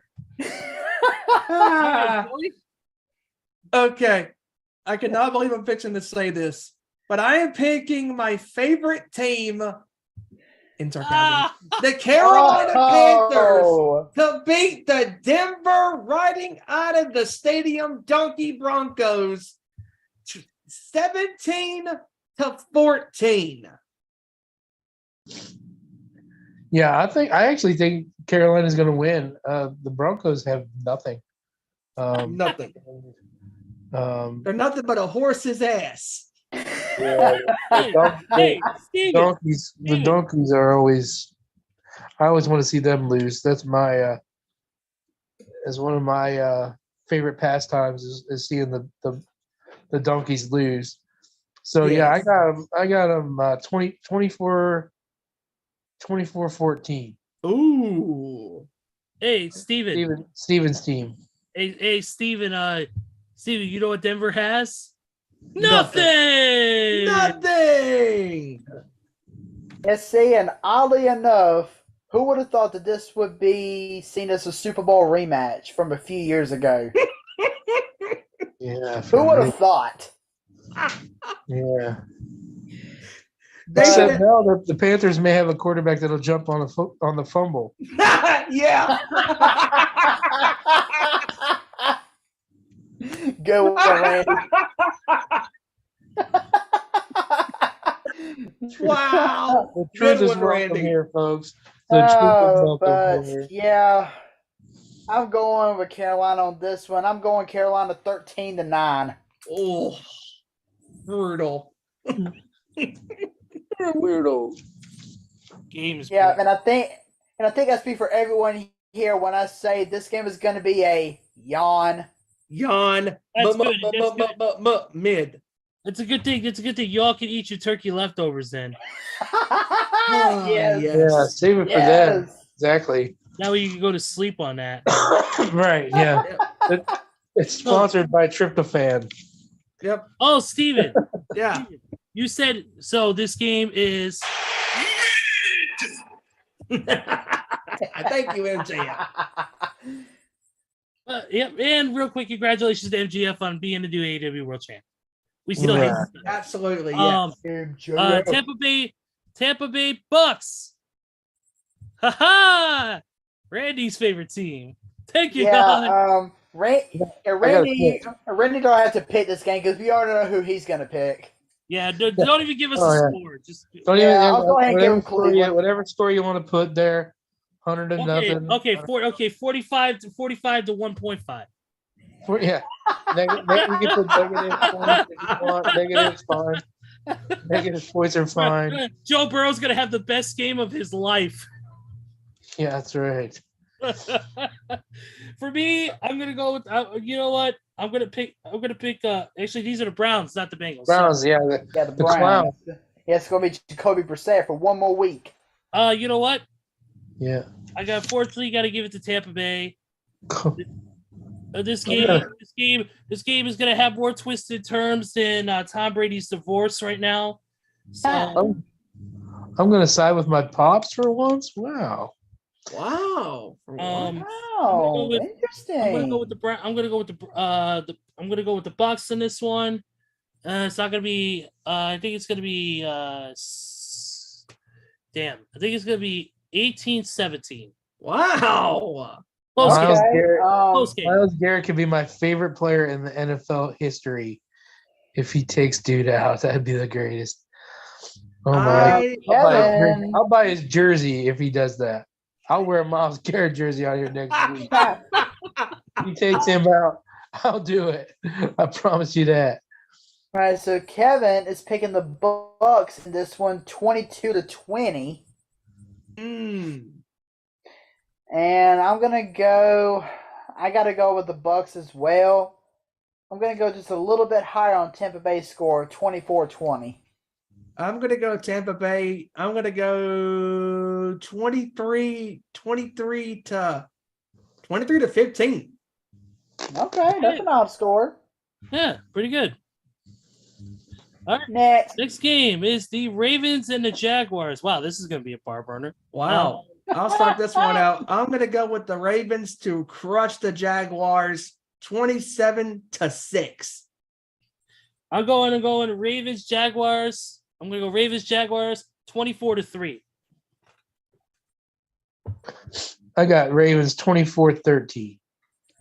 All right. I got the Ravens in this one. I'm gonna go 27-10.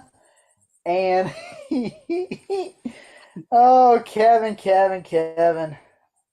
He's got the Ravens over the Dotted Cats 24-17. The Dotted Cats. Very creative. Very creative. He could Randy could probably put Sprocket out there and he'll get the points for Jacksonville. Yep. And the cat's in the end zone. He's ready. He's ready. He ain't running around here tonight, but he's ready. He told me he's ready to go. Yep. All right, guys. All right. Next up is the Texans and the Dolphins. Yawn. You know what? 30. Give it this one. 34-10. Oh. Oh, I Miami. No, Dolphins. no. I got the Dolphins 40-14. Dolphins Yowza! Dolphins are going to run it up on them, I All think. right. Kevin's got the Dolphins 35-13. I got the Dolphins winning this one. I got them winning 38-7. Oh my God. Yeah, but I got the Dolphins winning this one 44-3. Ooh. What? What did you say? Nah, just kidding. I'll be a little more nicer. Toby! 44-6. Tell me you didn't just say that. What the hell? I'll be a little bit nicer Oh. and give him 2 field goals instead of 1. Damn it, ball. What the hell? Damn it, if you Right. were my son, I'd hug you. Why they call him Beatrice? Ain't that a boy? Oh my God. We're stupid. That's what the Texans are. Yeah. Next is the Jets Jets versus the Bears in MetLife. Oh, I don't. This one's gonna be hard. But I'm gonna start off with Kevin's score. Okay. He has the Jets over the Bears 28-26. woo! I can see that. Yeah, I think the Bears, with Justin Fields being unknown right now, if he's gonna play, I'm gonna give it to the Jets. But it's gonna be a close one. I'm gonna go 28-27. Okay. I'm gonna go the Jets in a close one. I'm gonna go 27-26.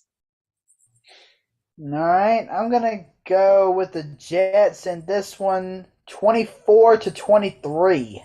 Okay. All right, Randy. Yeah, 2017.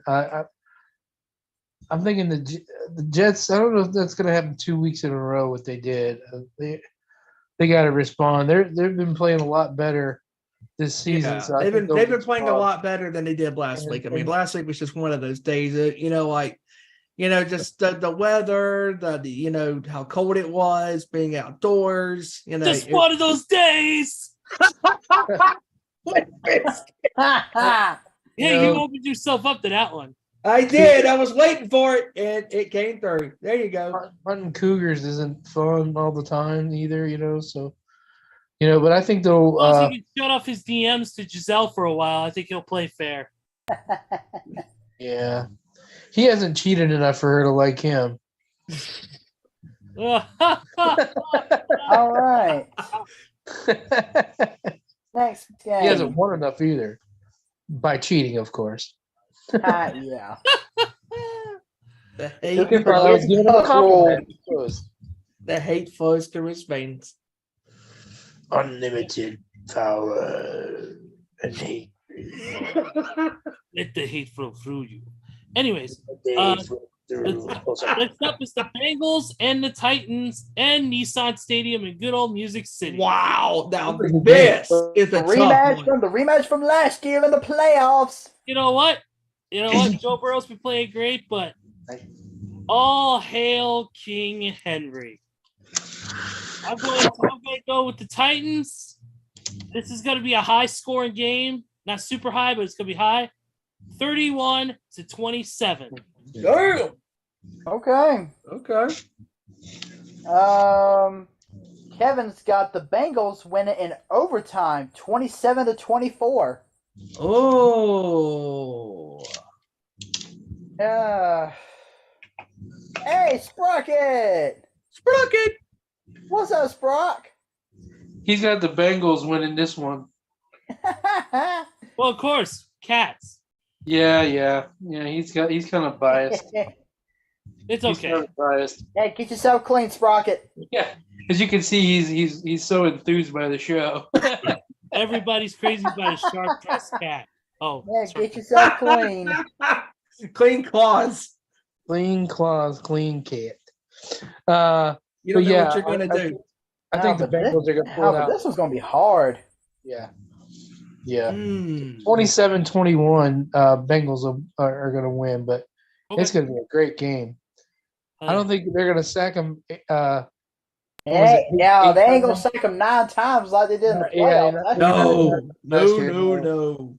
No, I don't think that's going to happen, but we'll see. I actually got to go Cincinnati on this one. Cincinnati's running a hot hand right now, and I think it's going to take a monumental effort to stop them.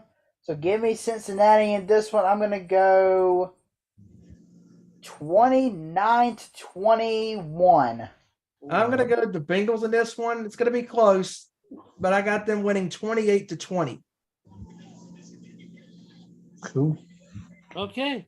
All right, I think we got one more 1 o'clock game before we move on to the later ones. Yes, Yep. we do, and that is the Falcons and your Commanders, Joey, in Washington.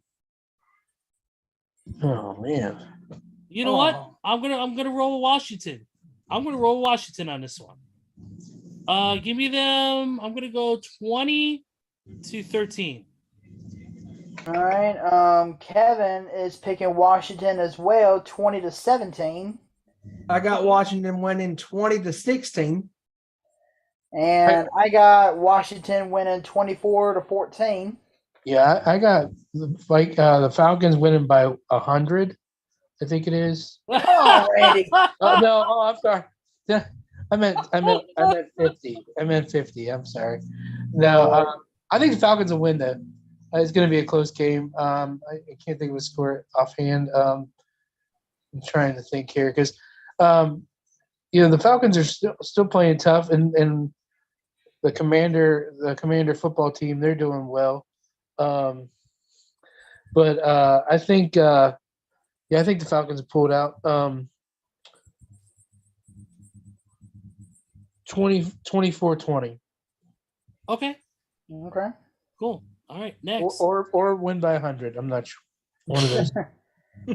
All right, 4 o'clock games. Yes, and the first one is the Chargers and the Cardinals in Arizona. Oh, That's dumb. All right, Kevin has the Chargers beating the St. Louis Cardinals 27-14. St. Louis. St. Louis Cardinals. You know, I'm gonna. give me the Bolts. Give me the Bolts. 20. Give me the Bolts. 24-20. Give me the Bolts to beat Kyler Murray and his video gaming Cardinals 24-13. Give me the Chargers in this one, 26-16. Okay. Ooh. Yeah, I'm gonna need the Cardinals to win this one. If things are gonna play out the way the quote unquote cards need to be laid. Let the Something crazy to cards happen. fall. Something crazy to happen that I don't think will ever happen, but you just never know.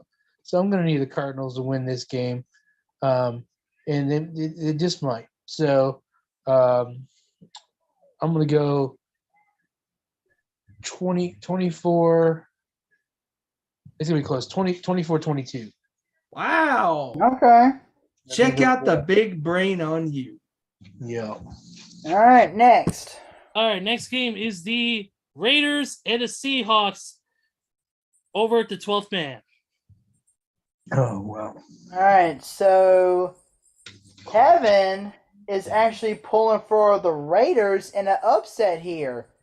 He's going the Raiders over the Seahorses, 23-20. If you're a Pokemon fan, it would be the Horse Seas. Right. I'm gonna excuse myself from this one because I'm not really, You know what? Come on, Randy. Randy, I'll just put you in for a Raiders win. that's fine. Whenever you like to put it on there, and I'm gonna let you do it because I'm not sure how I feel. One week, Right, I want to burn my shit. I am actually going to go against the grain here. I'm going Seattle. I think Seattle is going to come off their bye week. They're going to come out hot. They're going to come out swinging. And now that San Francisco has caught up with them, Seattle's going to be looking to get every win that they possibly can if they want to stay alive in this NFC West race. Mm-hmm. Give me Seattle in this one. I'm going to go 27-17. You know what? That's my exact same score. 27-17 Seattle. All right. I'm going to go 24-14 Seattle. All right. Next game is the Rams and the Chiefs at Arrowhead Stadium. I'm calling it right now. This is going to be a glorified ass whipping right here, right now. Give me Kansas City. Kansas City. Yep. Give me Kansas City 37-10. You know what? That is the exact same score I was going to say. Wow. I was going to say 37-10. Bravo. So Kevin's real score for this game is 34-10 Chiefs, but he decided to humor things up a little by saying Madden. the Chiefs over the Rams 167-2. What is that? His Madden score? Yeah. But That's what happens when he puts every player at 99. Or that's what happens when he puts his stats at 100. Puts all the opponents at 1. That's Andy Reid at 99. But I'm going to go with the Chiefs in this one, 41-13. Oh. Randy? Growl. Chefs, smoke them. Yeah. It ain't going to be close. Growl. 37-13. Wow. Okay. I know Sprocket. All right. Yeah.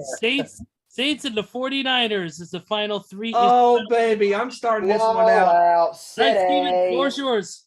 San Francisco is going to absolutely smoke that ass. It's going to be 38-6. You know what? I'm gonna go a little bit lower. I'm gonna go 33. I'm gonna go 33-13. Ooh. Okay. I'm going to go 37-10 San Fran. I'm torn on this one because, I mean, some weeks. Obvious reasons why you're torn, of course. Yeah, Saints look good some games. I mean, unless, they played the Raiders, so I don't know how to take that. So, but yeah, I really don't. I'm not sure, but I think it's going to be close. I think San Fran will win it though. Let's say 33-20. Oh, all right. Next game, folks, and that is the Sunday Night Football. The Packers and the Eagles in Philly. Give me the fucking Eagles all day, every day, twice on Sunday, and 4 times on Easter. Give me the Eagles. Give me the Eagles 37, Packers 10. Damn. Tell us what you really think, bro. We have gathered here today to give us our score predictions. We have gathered here today to give our score predictions on yet what appears to be yet another massacre about to be upon us. No, it's not. It's not the Jets getting shut out for all the game as far as touchdowns with Wilson throwing 4 picks. No, it is the Green Bay Packers absolutely getting destroyed by Philadelphia. I'm going to go Philadelphia 31-10. Man, that scores are so bad. Randy or Joey dropped out. Joey said, "I'm out of here," and that crap. No, we know he's in any type of troubles, but it's but yeah, this is gonna be a slaughter. Eagles are gonna absolutely wreck the Packers. Yeah. He's gonna turn them cheese heads into shredded cheddar. Yes. 34-17 Philly.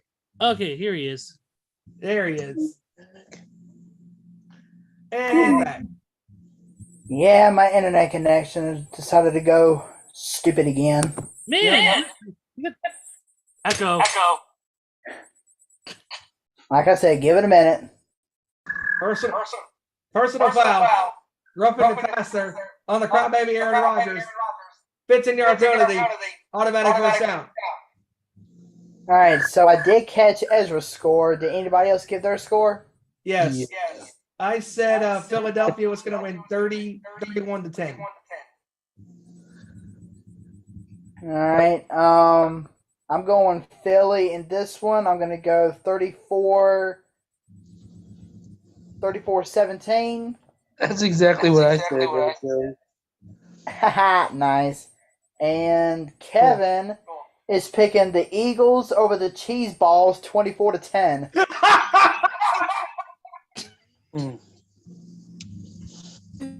Oh, it's so good. So good. So good. So good. All right. And All right, the echo's gone. Yep. All right, final game. this sucky trash can of a game Monday night. Hey, if you guys need to get some extra sleep on Monday night, just put on this game. It will put you to sleep. It is the Steelers and the Colts. Oh, Good Lord. I'll be busy watching Raw. Hopefully, it's more enjoyable. Hopefully there's like college basketball on that night. Jesus. Holy, terrible game. holy and crap. Yeah, I'll take Pittsburgh though, for obvious reasons. Pittsburgh Squealers.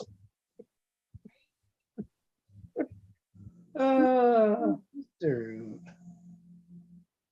Who the hell is this dude? Dummy. Yeah. Yeah. Yeah. Yeah. Yeah. Who is this dude? Yeah, so my prediction for the score, tough. I'm gonna give it to Jeff Saturday and the Colts. I'm gonna go 17-14. Yeah, I'm going to go with the Colts in this one. I'm going to go 23-17. I got Pittsburgh. The Pittsburgh Squealers.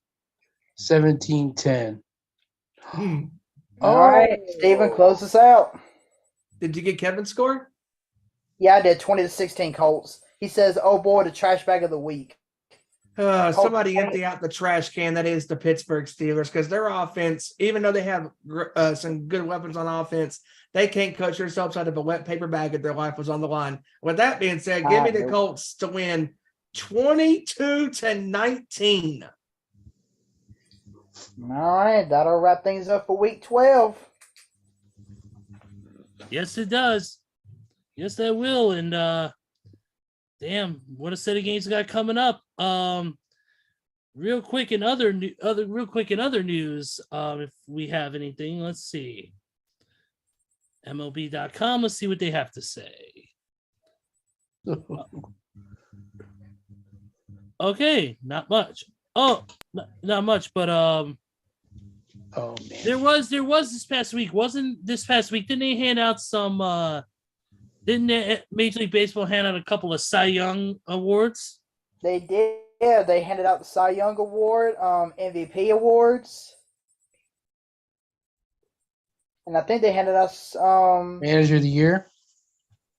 Yeah, and I don't think they handed out Silver Slugger awards. I think that was a couple weeks ago. They handed the Cy Young Award this year went to Sandy Alcantara for the National League. Yep. And for the American League, it went to Justin Verlander. Yep, and the MVP awards for the American League, it went to Aaron Judge, of course, because of his remarkable season. But in the National League, it went to St. Louis Cardinals first baseman Paul Goldschmidt. Nice. Oh, I did not know that. Very nice. Good player. Great players. Both deserving, yes. Very much so. Mm-hmm. So now it's time for free agency to really start kicking out, picking up. Yeah, and also manager of the year in the American League went to Terry Francona of Cleveland. That's nice. Oh, impressive. And Very nice. And National League Manager of the Year went to Buck Showalter of the New York Mets. Nice. Well, for the regular season performance, not the playoff performance. No, Yeah, of course not. of Yeah. course not. Yeah, it's not for playoffs to talk about playoffs. Playoffs. You kidding me? Playoffs. Playoffs? Now, I One of see the that other, the yeah, top 6 teams have been decided for the college football playoff at this point. Yeah. Got Georgia still staying at number 1, Ohio State at 2, Michigan at 3, TCU at 4, and then LSU and USC on the outside looking in at 5 and 6. But Wow. that's really going to take a hit this upcoming week because Ohio State and Michigan are playing each other. Mhm. Yeah, I have to excuse myself for a moment because I can't talk about that. Yeah, Ohio State and Michigan, they can just fall. They can both fall down a well for all I care. Yeah. Yeah. Then, of course, in a couple weeks, we got Georgia and LSU fighting for the SEC championship, so that could be an interesting game. yep. That should be different. Also, real quick, one other quick news note, and that is that Cain Velasquez, of course, former UFC fighter and one-time WWE superstar, as you know, he's been sitting in jail because of he killed a guy for supposedly touching one of his relatives. So it was a defensive thing, but he still has been in jail. Well, he has been granted to be able to attend and partake in a match for Lucha Libre AAA worldwide. Weird. He's officially out on $1 million bail on charges including attempted murder. His house confinement restriction will be temporarily waived for this. He will have his ankle bracelet removed, but he will be accompanied by a police officer who will be there watching his every move. Very interesting. So Cain will be able to wrestle. He's wrestling, I believe, in a 6-man tag that night. But he's allowed to travel by plane and partake in that event in Tempe, Arizona. So, but he will have his ankle bracelet removed, monitored by a security officer, and then when his event is done, he will fly back home and have his ankle bracelet put back on. Yeah. So, outside of that, I really don't have anything else. Does anybody have anything else they want to talk about? I do want to briefly bring up what a great pay-per-view this past Sunday was for AEW with Full Gear. Oh, yeah. Or Saturday, excuse me, with Full Gear. That was a phenomenal pay-per-view from start to finish for the most part. I mean, starting out with Jungle Boy Jack Perry versus Luchasaurus in that steel cage match, that was a great way to open up that pay-per-view. And just, the Acclaim is so over. They won the trilogy against Swerve and Our Glory. And what's involved, which included Keith Lee walking out on Swerve. Yep, because he would not partake in Swerve's heel tactics, and Keith wasn't having it.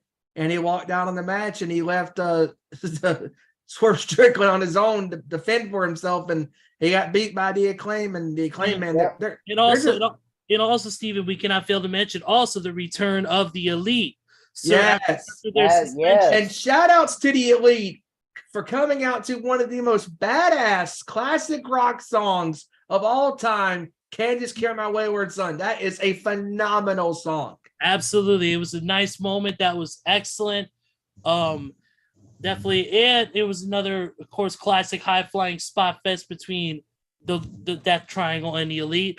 Also, speaking of Kenny Omega, breaking news that came out the night after Full Gear, and that is for the first time since 2018, Kenny Omega will be, or 2019, something like that.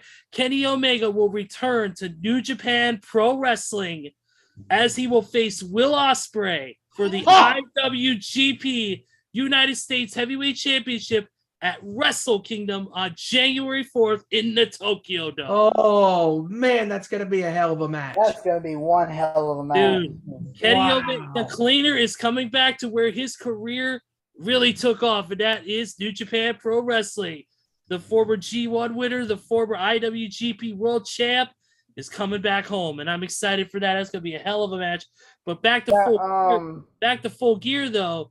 Of course, congratulations to MJF on winning the AEW World Championship. I was gonna say a huge congratulations to MJF for winning the world title, but it wouldn't have happened if the one and only William Regal didn't sell his soul to the devil himself. Because By the way, I was shocked that happened. I did not expect Regal to turn. That was incredible. Great job. Just amazing stuff. Incredibly executed. I mean, when Regal came out, it looked like, hey, put the ring down. You know, you said you weren't going to cheat. You know, he put it down all right, and then Moxley had him in that chokehold a couple of times, and then that third time, Maxwell was tapping out, and then Regal was like, hey, Mox, get the referee to wake him up, and before the ref could even get up, when Regal when he had Max put down that ring, and he gave him them ducks. I popped. I was like, no way. And just the way they executed that was so spot on. I mean, Regal giving him the nuts. MJF cracking Moxley over the head with the nuts, wins the belt, and is the new AEW World's Heavyweight Champion. And, you know, AEW has been going through a rough patch the last couple of months and all the drama and stuff backstage. But I really think this was a great pay-per-view overall from start to finish. And I think that AEW hopefully can start riding the ship, steering the ship, as MJF said during his post-match media scrum appearance, going off on the media and all the naysayers and stuff, which if you haven't seen that, check it out. It is phenomenal how he just comes in that room and just takes over, and he's just talking shit, you know, and, you know, I'm like, how dumb were y'all to take sympathy for the devil, huh? You got any questions? No. You know, it was phenomenal. I mean, just he is, I'm so happy for MJF that he finally is a world champion in professional wrestling. And man, this Regal storyline with MJF, it's very intriguing to see where they go. We'll see what happens tomorrow night on Dynamite. Yes, we will. Absolutely.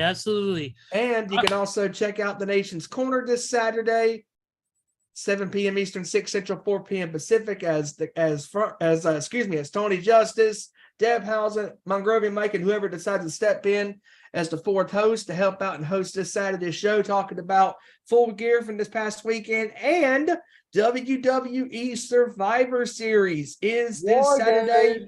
War Games in Boston. Yep. I like how they had the British guy say it. All right, guys, let's do what we usually do. Final thoughts, Randy. I will say hold on. Okay, go ahead, Joey. Before we get to final thoughts, going back to what you said about New Japan, news broke earlier today that on December 14th for the World Tag League Super Junior Tag League Finals, Carl Anderson will be defending his never openweight championship on December 14th at that event against an opponent to be named. It's probably going to be Hikuleo, but we'll see. Hikuleo. Yep. Yeah, Hikuleo. Yep. The youngest brother of Tama Tonga and Tongaloa of the Gorillas of Destiny. That's right. The man who originally was supposed to have a openweight title match as well. So we'll see what happens. I'm definitely excited to see the Machine Gun and the Big LG.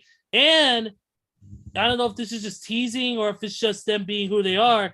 It looks like a certain phenomenal one may, in a slight chance, that he may make a little flight to Japan as well. We'll see what happens, depending on how this partnership with New Japan goes.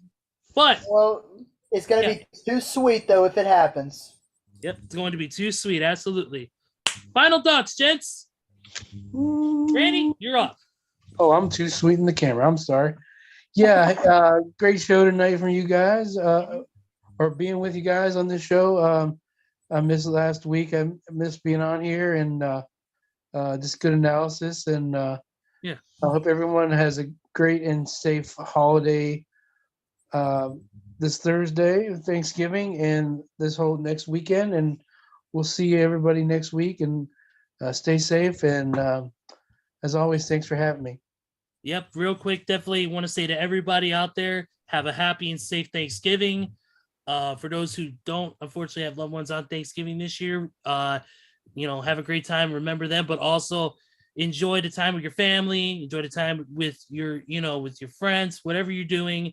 Enjoy some football. Enjoy, just the day. I mean, whether it's watching the Macy's parade, whether it's watching whatever specials are on TV, or getting some games, getting some football in, like some of us will be. It's going to be awesome. I'm off on Thanksgiving this year, so I'm definitely excited. Can't wait to do that. Can't wait to do some Black Friday shopping too as well. I haven't done a Black Friday in well over a decade, so I'm ready to do it. Nice. So, all right, Joey, you're up, buddy. Oh, amazing show with you guys tonight. Like we said earlier in the intro, hate that we couldn't have Kevin on the show tonight, but we understand that he had to be with his wife with a sudden passing on her side of the family. My heart's prayers and condolences go out to Cheyenne and her family as they deal with this unfortunate passing at this really unfortunate time. But amazing show with you guys. Great NFL analysis. And I also want to wish everybody out there a very wonderful, happy Thanksgiving coming up on Thursday. Enjoy this time with your family, your friends, whoever you want to spend it with. Have fun doing whatever you want to do on Thanksgiving, whether it's watching the Macy's parade, whether it's watching football, stuffing your belly with Lord knows what, with what's going to be on the tables. But just don't eat too much turkey, or else you'll probably slip yourself into a coma. But but yeah, it's an amazing show with you guys. Happy Thanksgiving to everyone, and just enjoy this time together with your family. And stay safe. Absolutely. Steven, close it out, brother. Man, as always, another phenomenal show with you fine gentlemen on here. And again, like Joey said, our condolences, our thoughts, and our prayers go out to Kevin and his wife's family, the sudden passing and their family. And just, again, we keep saying is cherish the ones around you, your family, your friends that mean the most to you, because you never know what's going to happen. You never know when it can happen and when it's going to happen. Mm-hmm. And again, from all of us here on the sports show to everybody out there, happy Thanksgiving. Hope you all have a great, great holiday and have a great time with your family and your friends and the ones that you love and the ones that you cherish. And man, it is so hard to believe that we are already in the holiday season already, Thanksgiving being this week, and we are several weeks away from Christmas. It is just 2022 has flown by. It's just insane. I agree, man. What a year it's been so far. We still got a few more. We still got 6 to 8 weeks left to go, and let's make it awesome. Everybody, thank you. Oh, yes. And real quick, too, all of us that are Metallica fans, they're going to be streaming their show live from Los Angeles on December 16th from the Microsoft Theater in LA. So I'm looking forward to that as well. Man, that's going to be awesome. And awesome. Not only that, Steven, it's also going to be a benefit for the All Within My Hands Foundation. That's right. Where if you bought tickets to go or you want to donate, just go to allwithmetallica.com, look up All Within My Hands, and donate to help out kids and help out, such a great cause. Such a great cause for Metallica that helps out a lot of different organizations. So check that out. But what a great show it was. Cool. Thank you guys so much as usual. You four. Kevin, like you said, our thoughts are with you. We got you, man. If you need anything, we're here. Thank you to everybody who watched this show. Thank you to everybody who's watching it now live or watching it on demand. We appreciate you guys. Don't forget to follow our social medias, which will be posted in the link. Don't forget to follow all of us at ON_sports show, Facebook.com/Nation Sports Show. Follow us on all our social medias, and we will see you guys next week with more sports talk, definitely. So, that being said, for Kevin Rory, for Stephen Wyand, for Joey Thornton, and for Randy Gyron, I am Ezra Vickery, and we will see you right here next week with another great edition of our Nation Sports Show. Take care, everybody. Have a great week, and have a happy and safe Thanksgiving. Peace.